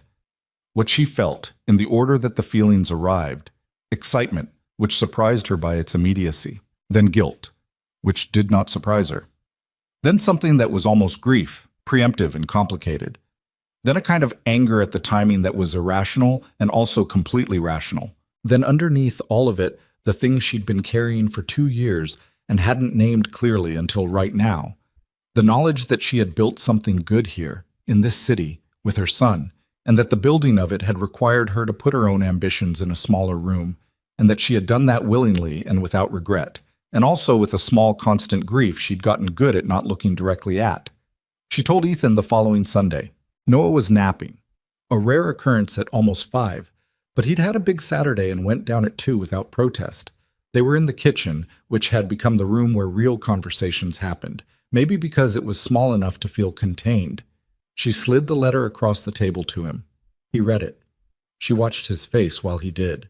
He was careful about his expression, which told her he understood the weight of it immediately. When he finished reading, he set it down. "Congratulations," he said. "I haven't decided anything," she said. "I know, but it's still a congratulations situation." He looked at her. "How long have you known about this position?" "I applied 2 years ago, forgot about it mostly." She folded her hands on the table. "The timing is bad," he said. "Yes." "Or maybe not," he said. She looked at him. He was looking at the letter. "London," he said, mostly to himself. Then he looked up at her. "I know what you're thinking. You're thinking about the calculation, what you'd be taking Noah away from, what you'd be giving up here, whether asking him to move is too much disruption after everything that's just stabilized." He paused. "And you're thinking about me." "You're his father," she said. "Of course I'm thinking about you." "You should take it," he said. "Ethan, I mean it." He said it evenly, not with bravado, not as a performance. "This is your field. This is what you're supposed to be doing. You built everything here on half the oxygen you should have had, working around the constraints of being alone. And now someone is handing you the full thing, and you shouldn't not take it because of me." "It's not just about you," she said. "It's about Noah's stability, his school, his friends, the life we built." "He's 4, Ethan said. "Kids adapt." "I know you know that." "He just found you," she said. And there it was, the thing at the center of all of it. 6 weeks ago he found out you exist, and now I'm supposed to tell him we're moving to a different country? Ethan was quiet for a moment. "What if you didn't?" he said. She stared at him. What if it wasn't a choice between London and me? He was working through something as he spoke, not a prepared speech, just thinking out loud in real time. "What if I came with you?" The kitchen was very still. "I have a job here," he said. "I've had it for 8 weeks. I can unhave it. I work in finance, and there's no city in the world that doesn't have finance. I can find something in London." He paused. "Or I cannot find something immediately, and that's also fine. My financial situation is—" He stopped, recalibrated. "I have runway. I'm not worried about money. I can figure out London." "You can't uproot your life because I got a letter," Natalie said. "I uprooted my life 2 months ago because I saw my son through a hospital hallway window," he said. "I'm not afraid of uprooting things anymore. I got over that." She was looking at him the way she'd looked at him in the hospital hallway the first day, carefully, measuring something she couldn't entirely measure. "I need you to understand," she said slowly, "that this isn't me saying yes to London isn't me saying yes to anything else. Between us, we're still whatever we are, which is, I know what we are," he said. "Do you?" "We're 2 people trying to do right by our son, who have a lot of history and a lot of unresolved. He stopped. I'm not asking you to resolve anything tonight. I'm asking you to take the job you want. The rest of it, he looked at the table. The rest of it can figure itself out in its own time. Natalie looked at him for a long moment, then at the letter, then at the window where the February afternoon light was doing its pale, clear thing. You'd move to London, she said, not quite a question. For Noah, he said, and not for you. He said the second part with the careful honesty of someone who has decided to stop editing themselves quite so aggressively. That's just true. I'm not going to pretend it isn't. She was quiet. Think about it, he said. You don't have to decide anything right now. I know, she said, but she was already reading the letter again. She didn't give him an answer that night or the next day. She gave him an answer on a Thursday evening, standing in the hallway of her apartment while Noah was in the other room doing something involving his telescope and a lot of narration directed at nobody in particular. I'm going to call them back, she said. The Institute. I'm going to tell them I'm interested. Ethan looked at her. But I need to know, before I do any of that, I need to know that you've actually thought about this. Not the version where you're being the good person and making the right choice because you're trying to prove something. The real version. The real version, he said, is that London is where I went when I was running away from something. Going back would be the first time I've gone towards something instead. She looked at him for a long time. Noah can't know yet, she said. Not until it's more settled. He's got enough to absorb. Agreed. And I'm not promising anything about us, whatever that is. I can't make that promise right now. I'm not asking you to. She nodded once. She started to turn back toward the room where Noah was. Then she stopped. For what it's worth, she said, without looking at him, in the voice she used when she was admitting something against her own better judgment. The fact that you offered, that you said it first before I asked, that's not nothing. He didn't say anything. She went back to the room with the telescope. From where he stood in the hallway, Ethan could hear Noah explaining something to himself about Jupiter, its position, its size, the number of moons it had, in the confident, slightly breathless voice of someone delivering a lecture they find genuinely exciting. He stood there and listened until Noah wound down to a pause, and then he walked toward the light. Natalie called the London Institute on a Friday morning from her office with the door closed. The conversation lasted 22 minutes. She'd expected to feel something decisive when she hung up, relief or dread, or the clean sensation of a door opening or closing. Instead, she felt the particular flatness that follows a significant action, the way your body sometimes refuses to produce the emotion the moment seems to require and just sits there, processing. She had told them she was interested, but needed 30 days before giving a formal answer. They had said 30 days was acceptable. She had thanked them and set the phone down and looked at the wall of her office for a while, at the framed photograph of Noah at age 2 standing in a pile of autumn leaves looking startled by his own happiness. And she had thought, everything I decide from here reorganizes around this. She didn't tell Ethan she'd made the call. Not immediately. She told Dana first because Dana was the person she processed things with before she was ready to discuss them with people who had stakes in the outcome. Dana took it with the characteristic blend of enthusiasm and skepticism that made her useful. So you called them, she said.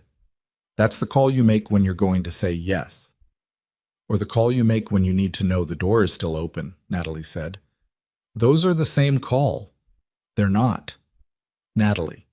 Dana said her name the way she said it when she thought Natalie was performing complexity for its own sake. What do you actually want? Not what's responsible. Not what makes sense. What do you want? Natalie was quiet for a moment. I want to run that department, she said. I want to build something that's actually mine from the beginning. I'm good at what I do here, but I've been good at what I do here for 4 years, and I'm starting to feel like... She stopped. Like I've been maintaining something instead of building something. Then you already know, Dana said. Noah has 2 parents now. That's a new variable. Use it. Natalie absorbed this. You make it sound simple. No, Dana said. I make it sound like a decision, which it is. Simple is different. She told Ethan on a Sunday. Noah was at her parents' place in New Jersey for the weekend, a monthly thing that Raymond had established with the cheerful irresistibility of a grandfather who knows what he wants and simply assumes it will happen. It was the first time Natalie and Ethan had been in her apartment without Noah present, which produced a different quality of space, more room in the air for things they'd been keeping in the background. She told him about the call. He listened without interrupting, which was one of the things she'd noticed he'd gotten better at. The listening, the not filling silence with his own response before she'd finished. 30 days, he said when she was done. Yes. That's enough time to figure out the logistics. It's enough time to figure out if we should figure out the logistics, she said, which is the prior question. He nodded. He was sitting at this kitchen table with his hands around a coffee mug, and he looked at her with the steadiness that had gradually replaced the performance of steadiness she'd been watching for the seams in. Somewhere over the past 2 months, the seams had stopped being visible, and she'd had to adjust to what that meant. I want to be honest about something, she said. Okay. Part of why I'm slow on this isn't about Noah or the job or London. Part of it is about you and me, and what it means to move to a city with you when we're not... She stopped organizing. We've been doing this very careful dance where we're in each other's lives constantly, and we never name what that is. And I've been fine with that because I haven't been ready to name it. But if we're talking about moving to London together, we wouldn't be moving together, he said. I'd be moving at the same time you moved. That's different. Is it? He was quiet for a moment. What are you asking me? I'm asking you what you want, she said. Not what you're willing to do for Noah. What you want. He set his coffee mug down. He looked at the table for a second and then back at her with the expression of someone who has already decided what they're going to say and is just choosing the right entry point. I want us, he said. That's the honest answer. I've wanted it since I walked back into this city, and I've been careful not to push it, because I understood that wanting something doesn't entitle you to it, and that you needed time and space to arrive wherever you were going to arrive. He paused. But you're asking me directly, so I'm telling you directly. I want us. I want the thing we had before I made the mistake of leaving it, except better, because we're different people now, and we know more about what it costs to get things wrong. Natalie looked at him. I'm not saying that to pressure you, he said. I know it doesn't change your timeline. I know you have to get there in your own way. But you asked what I wanted, and I'm done being strategic about the answer. She was quiet for a long moment. Outside the window, March was doing its reluctant thing. Not quite winter, not quite anything else. The sky the color of unresolved weather. I'm not there yet, she said finally. I want to be honest about that. I know. But She stopped, started again. I'm closer than I was. He nodded once. He didn't push it further. That restraint was part of what was closing the distance, and they both understood that without saying it. Tell me about the London position, he said. The actual work. What would you be building? And so she told him about the research program, the team structure, the specific questions she'd been circling in pediatric oncology for years that this department would finally have the resources to pursue. She talked for almost 40 minutes, which was longer than she'd talked about her own work to another person in years. And he asked good questions that were the questions of someone paying attention rather than waiting for his turn to speak. By the time she stopped, the coffee was cold, and the light in the kitchen had shifted to the lower gold of late afternoon. You should do it, he said. You've said that.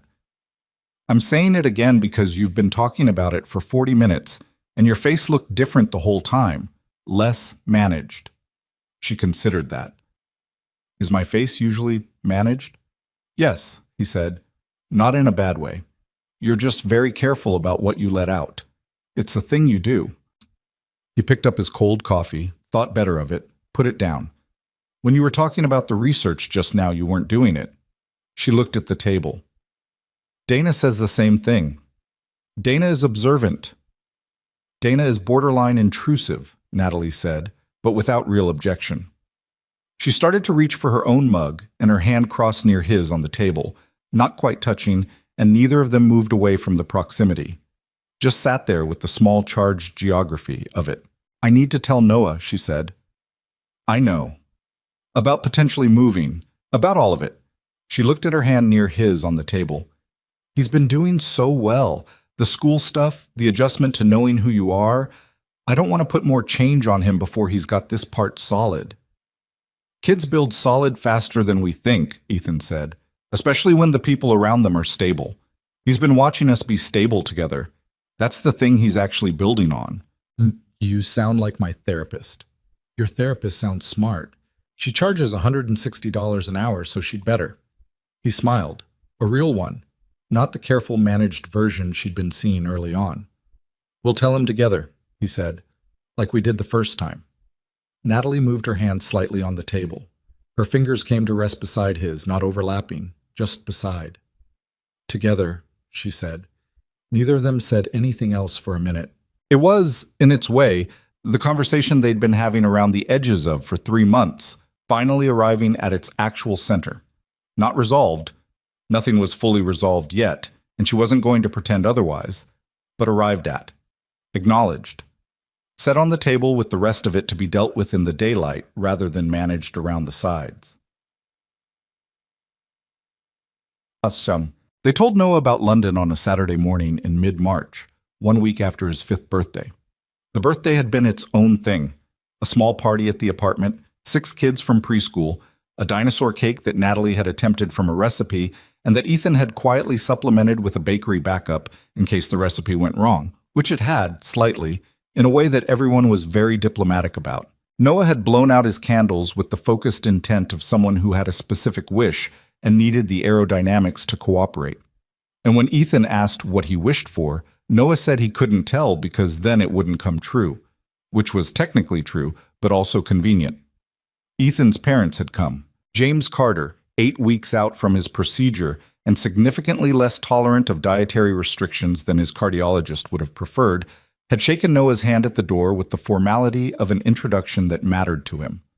Noah had shaken back with equal seriousness and then offered James a piece of the slightly lopsided cake, which James accepted with the expression of a man who has been given something he wasn't expecting to want and finds he wants it very much. Margaret Carter had sat beside Natalie during the party with the composed, watchful manner she brought to everything, and at one point had said quietly, "Thank you for letting us be part of this." Natalie had said something like, "Of course," but what she'd heard underneath Margaret's words was the thing Margaret wasn't saying, which was that she understood what Natalie had carried alone and was not going to minimize it by pretending the thank you covered it. It was the most Margaret had ever said to her about any of it. It was also enough. The Saturday after the birthday, Noah was on the living room floor with the aftermath of his presence. The telescope was getting a lot of use, and someone had given him a detailed illustrated book about the solar system that he'd become devoted to with the intensity he brought to things that genuinely interested him. He was lying on his stomach reading it, or looking at it with the focused attention that was his version of reading, when Natalie and Ethan sat down near him. He looked up, read the room the way he read rooms, quickly, accurately. "Is this another important talk?" he asked. "Yeah," Natalie said, "but a good one." "Okay." He sat up, crossing his legs, and gave them his full attention in the way he'd been taught to do for important conversations. His face was open, watchful. "You know how I have my job at the hospital?" Natalie said. "The sick kids," Noah said. "Yes, well, there's a different hospital, a very important one, in another city. They want me to come and be in charge of helping even more sick kids." She paused. "It's a really big job, a really good one." Noah thought about this. "Where is it?" "A city called London," Natalie said. "In England." Noah's brow furrowed. "That's far." "It is far. It's across the ocean." He looked at Ethan. "Are you going?" Ethan met his gaze. "I'm thinking about it. What do you think about that?"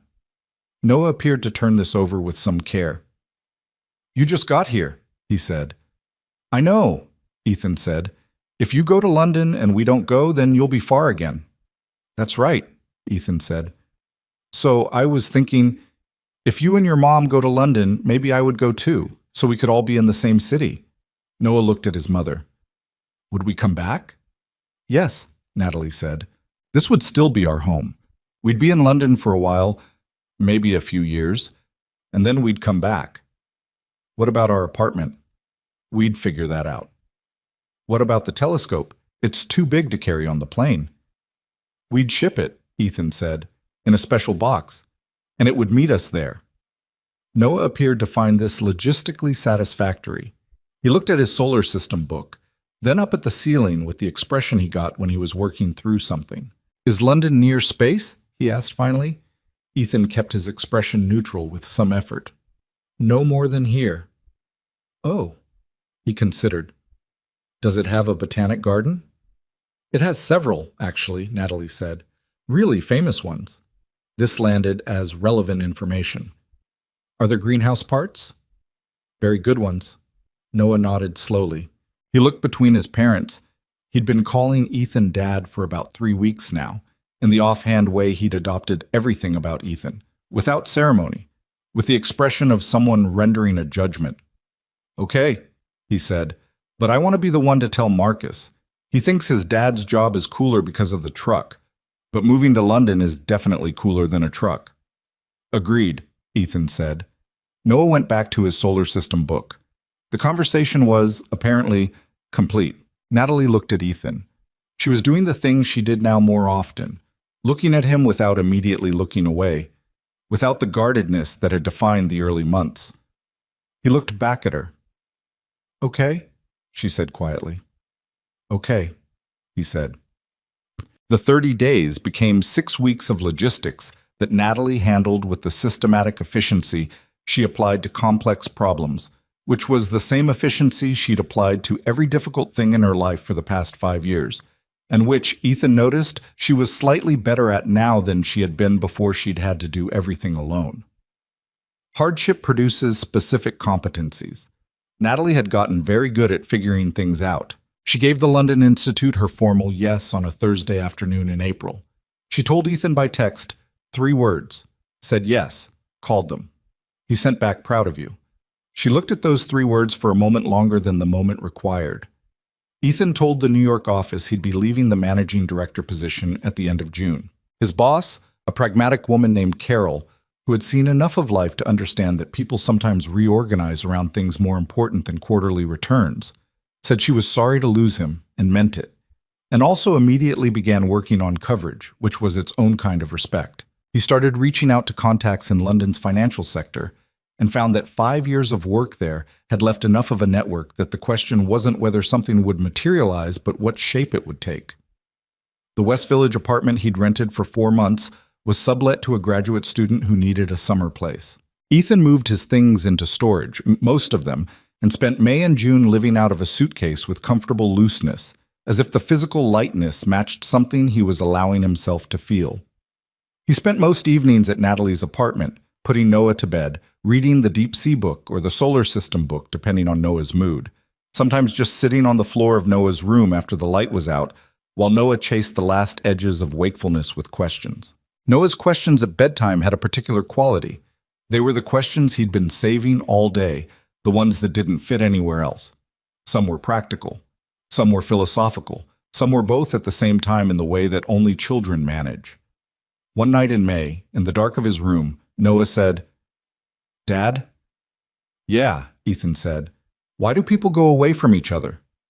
Ethan sat with that for a moment, sometimes because they think they should be somewhere else, he said carefully, and sometimes because they're scared. "Were you scared? When I left?"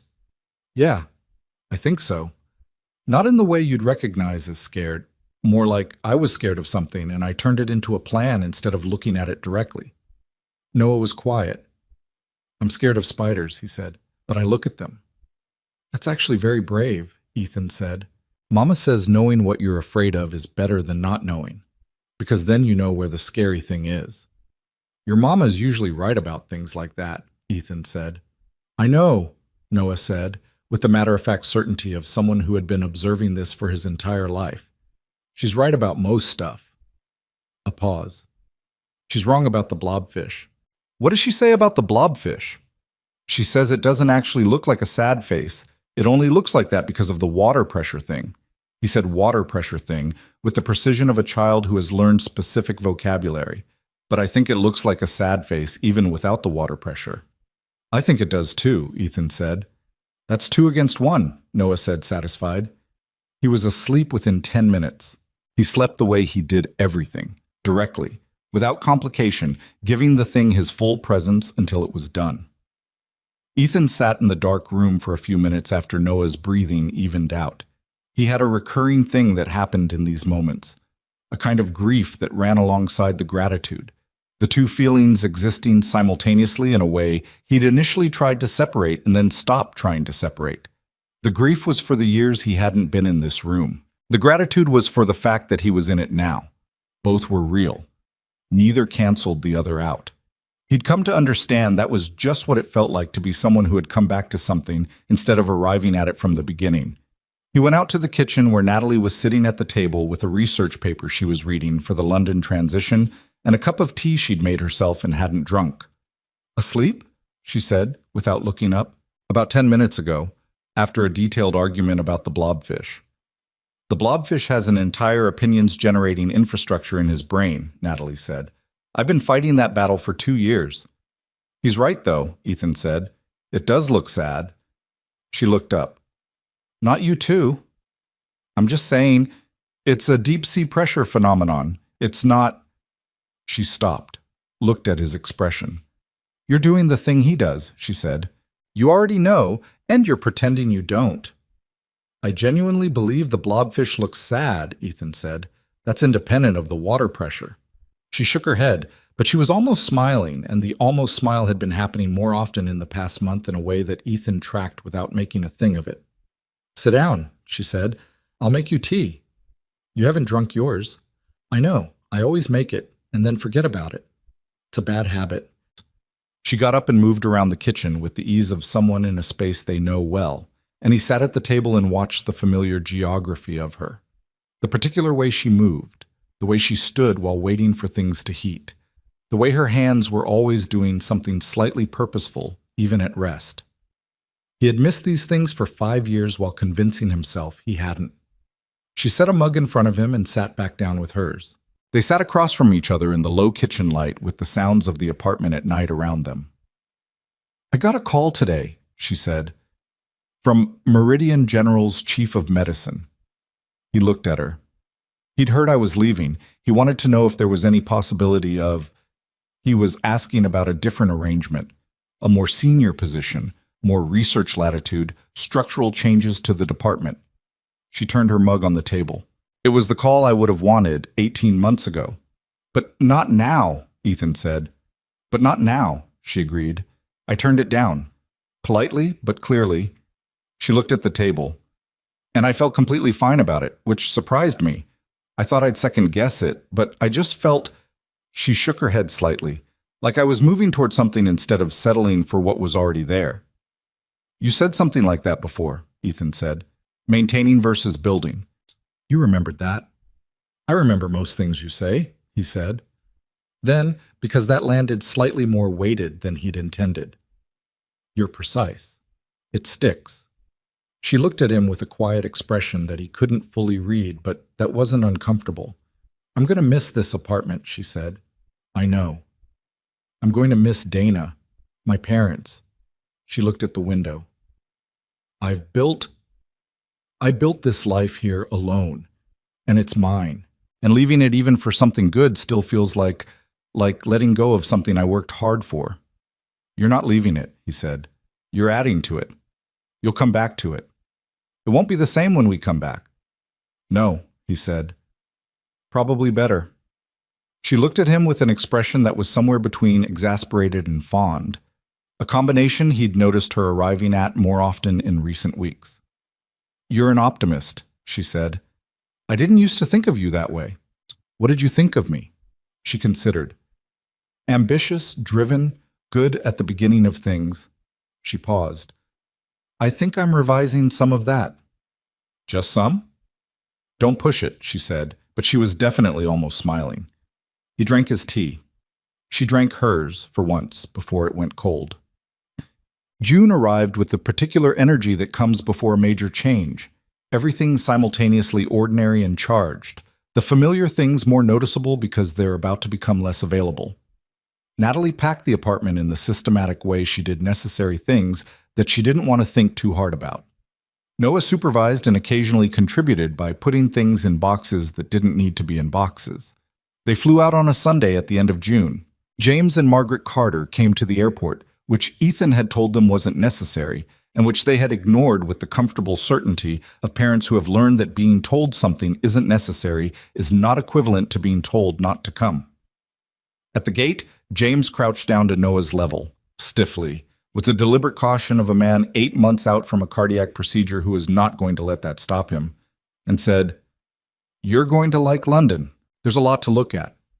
"Are there blobfish?" Noah asked. James blinked. Probably not locally, no. But there's ocean near London?" "Yes." "Then statistically," Noah said, "there could be." James looked up at Ethan over Noah's head with an expression of pure delight that he didn't try to moderate. "He does the thing," he said. "I know," Ethan said. "He does the thing." Margaret hugged Natalie at the gate in the careful way of women who have not resolved everything between them, but have decided that some things are more important than resolution. Natalie hugged back with the warmth of someone who understood what was being offered and accepted it for what it was. On the plane, Noah took the window seat because it was non-negotiable. Natalie was in the middle. Ethan was on the aisle. Noah pressed his face to the window as they taxied and reported on everything he could see until the runway lights became a blur, and then the dark bowl of the sky swallowed them. "We're above the clouds," Noah said in a voice that had gone quiet and slightly awed. "Yes," Natalie said. "Can you see any stars?" She leaned across to look. "A few." "Which ones?" "I don't know their names from this angle," she said. "You'll have to ask your dad." Noah turned from the window and looked at Ethan. Ethan looked at the dark sky and the scatter of stars visible above the cloud layer and said, "That bright one is probably Jupiter." "Probably?" Noah said. "Fairly definitely." "You should know for sure," Noah said. "You told me you'd learn them." "I'm working on it," Ethan said. "Work faster," Noah said, and turned back to the window. Natalie looked at Ethan. He looked at her. The expression on her face was not quite a smile, but was the thing that sometimes comes before a smile when a person is doing their best not to have one yet. He reached over in the dark of the cabin and put his hand over hers on the armrest. Gently. Not claiming anything, not asking anything, just putting it there. She looked down at their hands. Then she turned hers over so their palms were together, fingers loose. She didn't say anything, neither did he. Outside the window, Noah was narrating something about the cloud formations below them, in the low, intent voice he used when he was certain of his audience, which he always was, because his audience was always there, looking at what he pointed to, staying with him as the lights of the city they'd left fell away behind them, and the Atlantic stretched out dark and wide ahead. They crossed it together. London in July is not what people expect. Most people carry a picture of it assembled from films and photographs. Gray skies, rain, the specific melancholy of a city that has been standing long enough to have opinions about weather. What they don't expect is the light. In July, London gets a quality of afternoon light that comes in low and gold and stays for hours, the kind of light that makes even ordinary streets look like they mean something. Noah noticed it the second day. He stood at the window of the furnished flat they'd rented in Islington and said, "The sun is in the wrong place," with the tone of a scientist registering an anomaly, and Ethan explained about latitude and the angle of light at different distances from the equator, and Noah listened with his head tilted slightly, filing it. The flat was on the third floor of a Georgian building with tall windows and radiators that clanked in a way that would have been annoying if it hadn't also been, somehow, charming. Natalie had found it through the Institute's relocation service, 3 bedrooms, a small kitchen that smelled faintly of someone else's cooking, a sitting room with bookshelves that came with the place and that Noah immediately claimed as a display space for his solar system book and the small collection of rocks he'd been accumulating for 6 months. There was a park 2 streets over. There was a bakery on the corner that made something called a Chelsea bun that Noah declared superior to all other baked goods within 48 hours of arrival, a position he held with evangelical certainty. The first weeks were the particular chaos of a new place before it becomes familiar.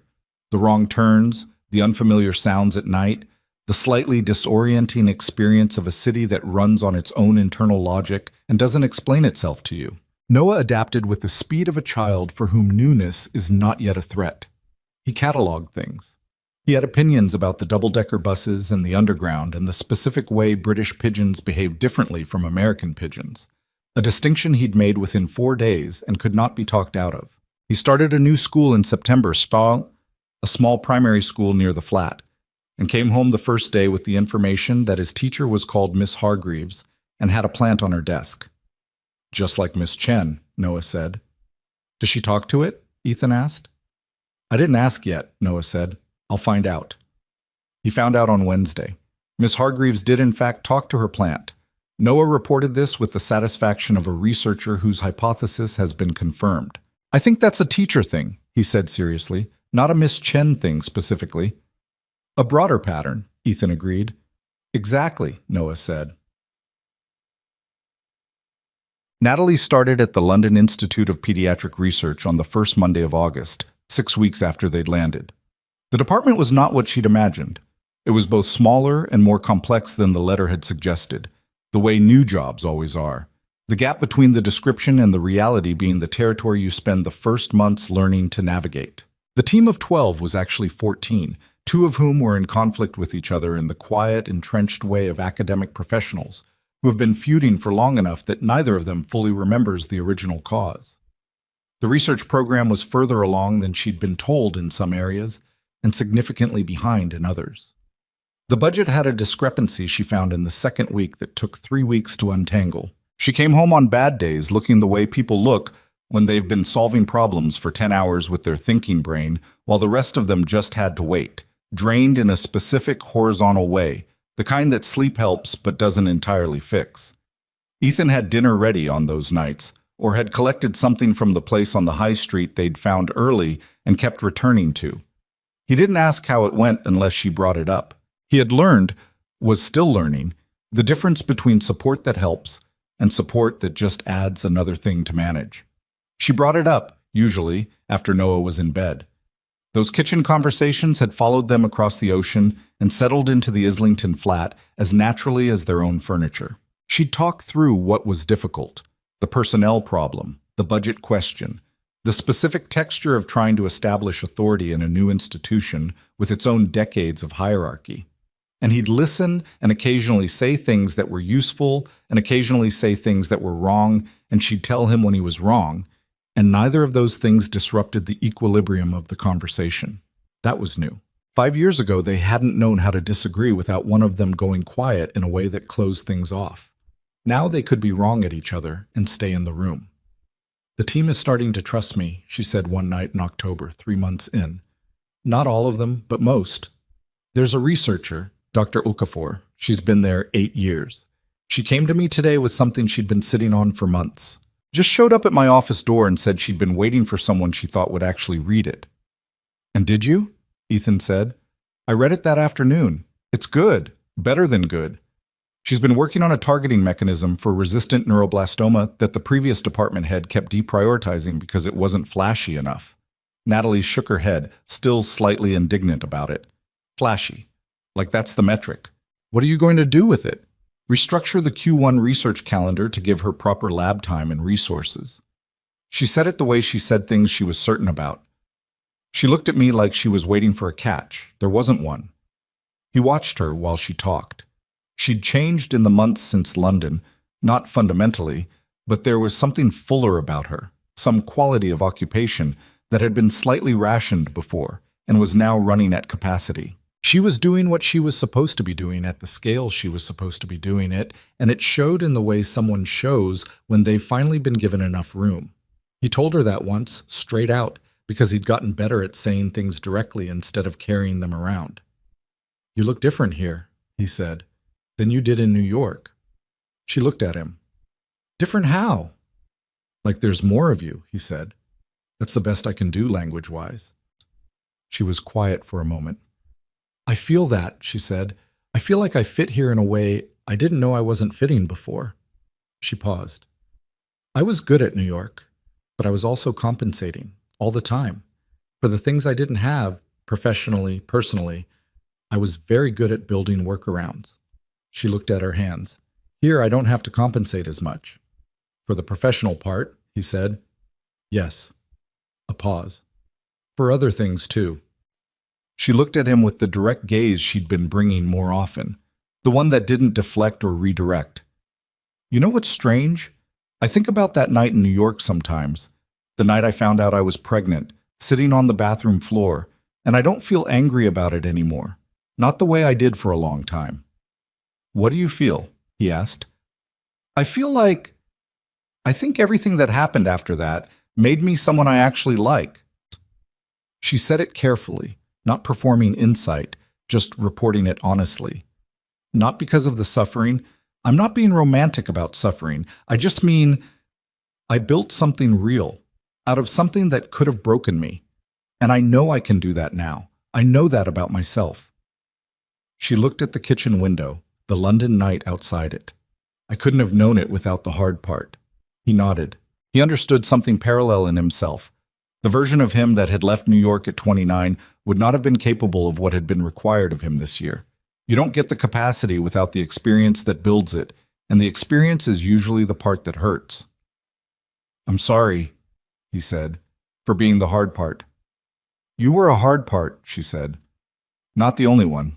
She looked back at him. And you've been a different part since. I've been watching. I don't think you know how much I've been watching. I know you've been watching, he said. And I hope what you've seen is someone worth watching, he said simply. She held his gaze for a moment, then she stood up and took her mug to the sink, and as she passed behind his chair, her hand came to rest briefly on his shoulder, light, deliberate, present, and then lifted, and she went on. It was not a small thing. He sat with it after she'd gone to bed, the particular warmth of a gesture that was not accidental. Bets. Noah turned 6 in March of the following year. By then, he'd been at his London school long enough to have established a social order. He had 3 close friends, a running argument with a boy named Oliver about whether sharks or crocodiles would win a fight, a teacher he liked, and a lunch table he'd apparently staked out with some firmness in the early weeks. He joined an astronomy club that met after school on Tuesdays, run by a parent volunteer who had a telescope better than Noah's, and who Noah had assessed and approved. He'd also discovered Chelsea buns were available in a specific shop 2 stops down on the tube, information he treated as geographically important. He was, in the understated way that children often are, doing fine. The birthday party that year was bigger than the previous one. London friends, some of his preschool friends from New York, whose families happened to be visiting, James and Margaret, who had flown over because there was no version of events in which James Carter was going to miss his grandson's birthday, and they all knew it. Dana came because Dana arranged her life with the unsentimental practicality of someone who has decided that important things are worth the flight, and she arrived bearing a gift that was aggressively age-appropriate and an expression of assessment that she applied to Ethan within the first 20 minutes and declared privately to Natalie in the kitchen, "He passes." "He passes what?" Natalie said. "The thing," Dana said. "The thing where I watch someone around Noah to see if they're performing or actually there. He's actually there." "I know," Natalie said. "I mean it, though. Some people are good at the big moments. He's good at the Tuesday moments. That's rarer." Natalie sliced cake without responding, but Dana knew her well enough to read the lack of response as agreement. Noah blew out 6 candles with the same focused determination he'd brought to 5, and again declined to reveal his wish on the same grounds as before.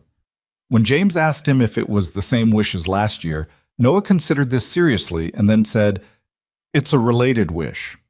James laughed the laugh of a man who has found, late in his life, an unexpected source of joy, and didn't press further. That night, after the guests had gone and Noah was asleep, and the flat was in the quiet aftermath of a party that had gone well, dishes done, surfaces cleared, the faint smell of cake still in the air, Ethan and Natalie sat on the small balcony off the sitting room with their jackets on because March in London requires jackets, even on good days. The city was doing its nighttime thing, distant sounds, the particular quality of urban dark that isn't quite dark because of all the ambient light, a siren somewhere far enough away to be background rather than event. "He wished for a dog last year," Natalie said. "He told me in December. He said the year was over, so the wish was done, and he could tell me." "Is he getting a dog?" "Absolutely not," she said. "We're in a rented flat, and I have a department to run. He's going to ask again this year. I know. She turned her mug in her hands. Maybe eventually, when we're back in New York and settled properly. He'd be a good dog person, Ethan said. He has the attention span for it. He has the attention span for things he's interested in, Natalie said. The jury's out on everything else. They sat for a while without talking. The particular comfortable silence that had developed between them over the past 8 months. Something earned, not assumed. Ethan reached into the pocket of his jacket. He'd been carrying the thing for 3 weeks, moving it from pocket to pocket, putting it in the drawer beside his bed, and then picking it back up again. He'd been waiting for the right moment, and he'd thought the right moment would announce itself clearly. And instead it had just arrived in the ordinary way that most significant things do, without announcement, in a Tuesday moment, on a balcony in London in March, while the city made its noises below. He held it out to her. It was a paper flower. Small, slightly imperfect, the paper a little worn at the edges from weeks of being carried. He'd made it from a piece of paper he'd torn from a notebook, the same way he'd made her one on their first date. A terrible one. He'd never been able to do them properly. While she was in the kitchen making coffee, and his hands needed something to do because he was nervous. He'd been nervous on their first date, too, which was the thing he'd been thinking about when he started folding. Natalie looked at it. She was very still. "It's not a ring," he said. "I have a ring, but that felt like something you do after the question, not the question itself." She looked at the paper flower in his open hand, then at him. "The question," she said carefully. Not a yes or a no. A space for him to actually ask. "I want to marry you," he said. "Not I want you to marry me. I want to marry you," which was the version he'd arrived at after thinking about it for a long time because the direction mattered. "I want the thing where we're building the same life, not parallel lives that touch at Noah. The same life." He paused. "I know we got here backwards. I know I don't get to pretend the backwards part didn't happen, but I'm asking for the forward part. With you. If you want that too." Natalie looked at the paper flower. She took it from his hand carefully, the way she'd taken the badly folded thing Noah had given her in the hospital hallway 2 years ago. 2 hands, like it was something worth holding. "The first time you made me one of these," she said, "I told you it was terrible." "It was terrible," he said. "This one is also not great." "It's slightly better," she said. "I've been practicing."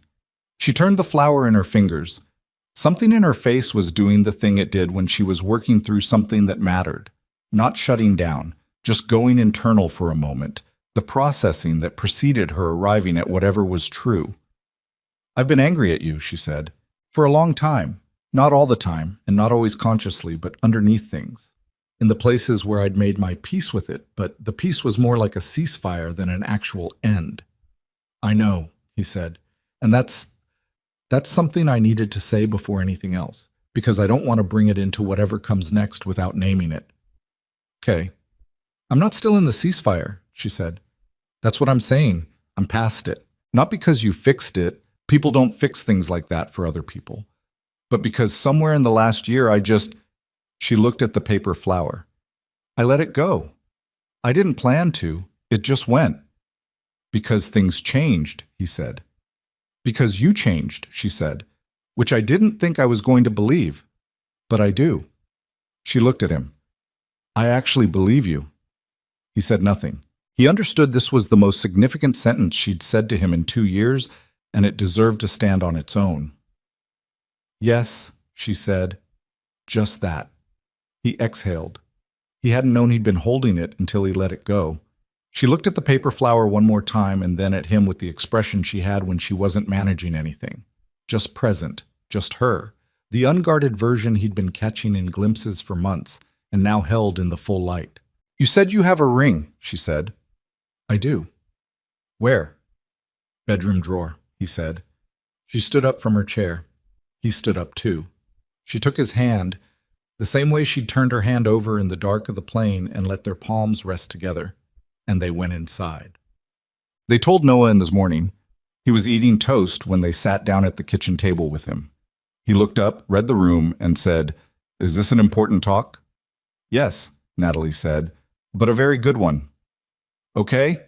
He put his toast down and gave them his attention. "Your dad asked me to marry him," Natalie said.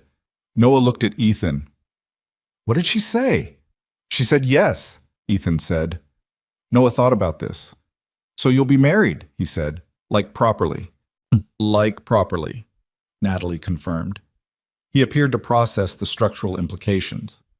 So we'll all live together? In the same house? In the same home, yes, Ethan said.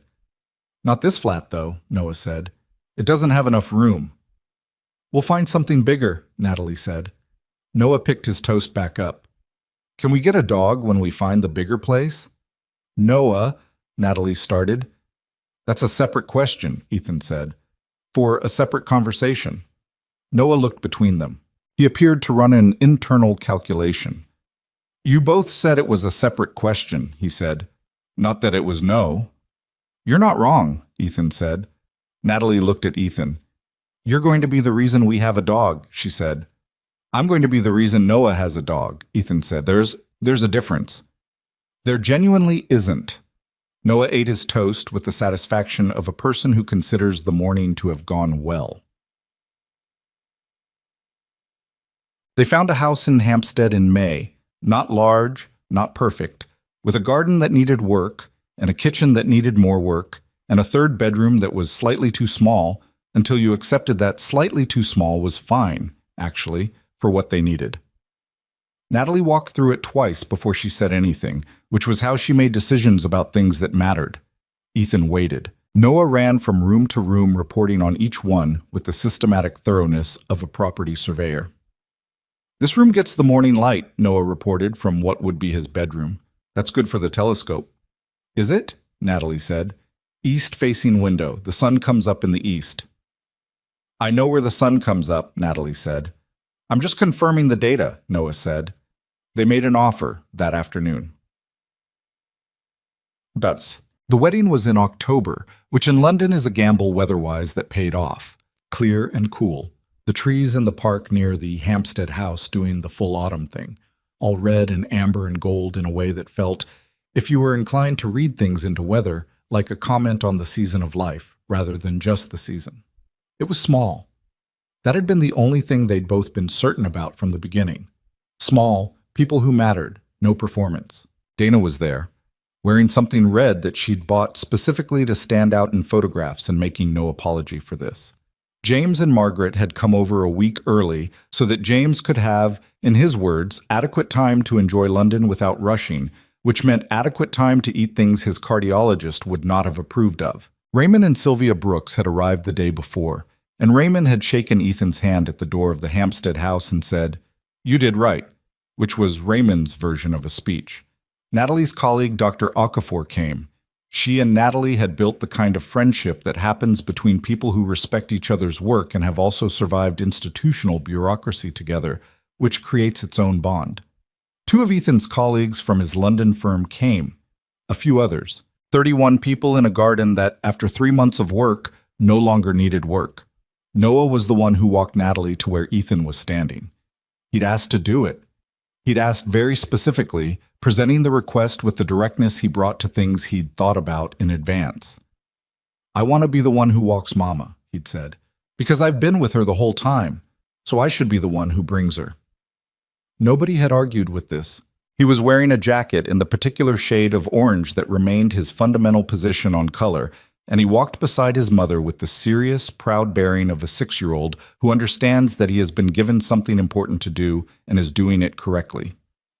When they reached Ethan, Noah looked up at him and said, with quiet gravity, "Here she is." "I see her," Ethan said. "Thank you."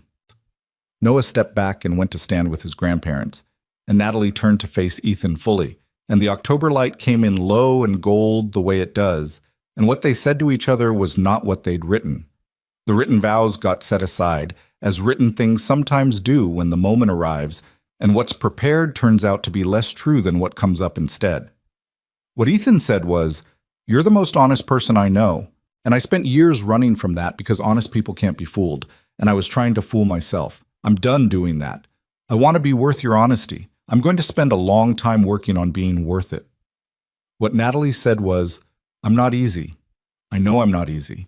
I process things slowly and I hold on to things longer than I should sometimes, and I'm not going to be someone who doesn't. But I'm going to be here. I'm going to be completely here. She paused. That's all I've got. That's everything, Ethan said. Dana was crying, which she later maintained was a visual illusion. Raymond was definitely not crying, which was obvious to everyone present. James Carter sat in his chair in the garden of the Hampstead house and watched his son get married, and had the expression of a man who has been given, late in his life, the gift of seeing something resolved that he'd been afraid would stay broken. Noah, when it was over, went immediately to the table with the food. Pregnancies. Here is what nobody tells you about second chances. They're not second chances at the first thing. That's the mistake people make, thinking that if you get another chance at something you lost, you're being returned to the same story. You're not. The people are different. The circumstances are different. The you that arrives at the second chance is shaped by everything that happened in between, and that shaping is permanent. You can't unknow what you learned. You can't unfeel what the hard years made you feel. This is, depending on how you look at it, either the loss inside the gift or the gift inside the loss.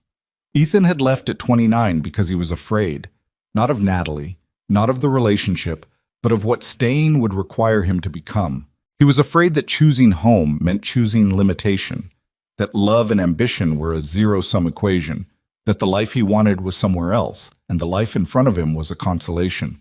He had been wrong about all of those things in ways he could now see clearly because he'd lived on the other side of the wrongness for 5 years and learned precisely the shape of the mistake. Natalie had spent 5 years building something extraordinary out of circumstances she hadn't chosen. A life that was entirely hers.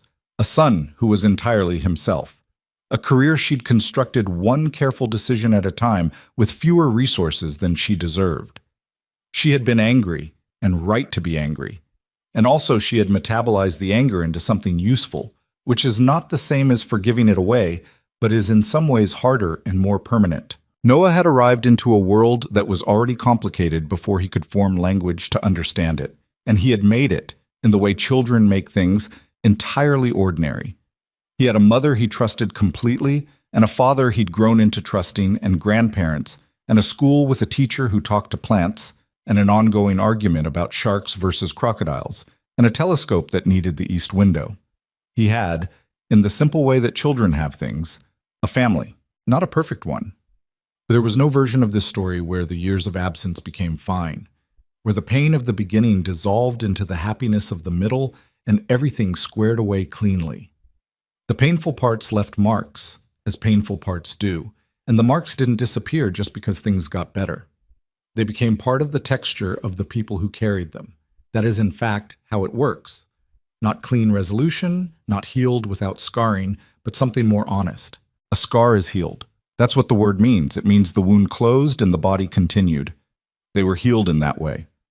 All three of them, in their different ways, carrying what they carried and continuing. 2 years later, Natalie won a research award that she received at a dinner in London she attended with Ethan and Noah and Dr. Okafor, who had co-authored the neuroblastoma study that was, in part, the reason for the award. In her brief remarks, she kept them brief, not out of false modesty, but because she was a person who understood that gratitude doesn't require a long speech. She said that the research had been waiting for someone with enough time and enough resources to take it seriously, and that her only contribution had been to provide those things. Dr. Okafor, from her seat, shook her head visibly. Noah, age 7, sat at the dinner table in his jacket and ate his dinner and listened to his mother speak with the particular pride of a child watching a parent do something that the child doesn't fully understand but recognizes as significant. Afterward, he said to Ethan quietly, "She's really good at her job." "She's exceptional," Ethan said. "I know," Noah said, with exactly the tone of someone who has always known this and is simply confirming that the rest of the world has caught up. They moved back to New York the following year. Natalie had negotiated a partnership model with the Institute that let her maintain a research directorship from New York, coming over 4 times a year for extended periods. An arrangement that had required significant negotiation and that she'd conducted with the calm, patient firmness of someone who had learned to know what she was worth. They found an apartment on the Upper West Side, bigger than the old one, on a floor high enough that the telescope had a clear line to the southern sky. Noah started 2nd grade. He brought his solar system book on the first day and showed it to his new teacher, who had a plant on her desk, which Noah took as a favorable sign. Ethan joined a New York-based firm with a scope that interested him, working hours that were demanding without being consuming, making the distinction he'd finally learned to make between work that builds something and work that just fills the available space. His father, now 2 years further out from the cardiac event and stubbornly thriving, came to dinner most Sunday evenings and held strong opinions about the designated hitter rule that put him in surprising alignment with Raymond Brooks, a discovery that had forged an unexpected alliance between the two grandfathers that neither of their children had anticipated. There was a dog. His name was Atlas. He was a mixed-breed rescue with strong feelings about squirrels and a sleeping preference for the foot of Noah's bed that he maintained with immovable conviction. Natalie had not been the one to choose him, but had also, within the first 2 weeks, been observed talking to him in a low, private voice about her day, a fact which she denied when Ethan mentioned it and about which he chose not to press further. There is a thing that people say about love, that it's a feeling, that it's the rush of the beginning, the certainty of early attraction, the particular electricity of a new thing. That's not wrong. But it's also incomplete in a way that matters. Love, the sustained kind, the kind that survives being wrong and being right, and being absent and returning and all the complicated geography in between, that's not a feeling, or not only a feeling, it's more like a practice. A daily choice that looks small from the outside because it lives in Tuesday moments. The dinner on the hard day, the hand on the shoulder passing through the kitchen, the question asked and the answer actually listened to, the staying when staying is difficult, the returning when you have been away. Ethan had learned this the long way. He had spent 5 years in a city across an ocean from his own life, and the life had still been there when he came back to it, which was luck he had not earned but was determined not to waste.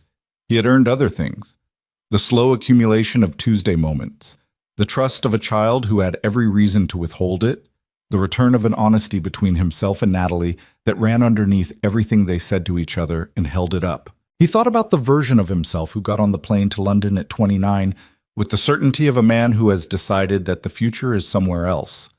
He didn't hate that person. He understood him. The man had been afraid and had run from the fear in the only direction he knew how to run, and he had lived with the consequence of that for years in ways both visible and invisible.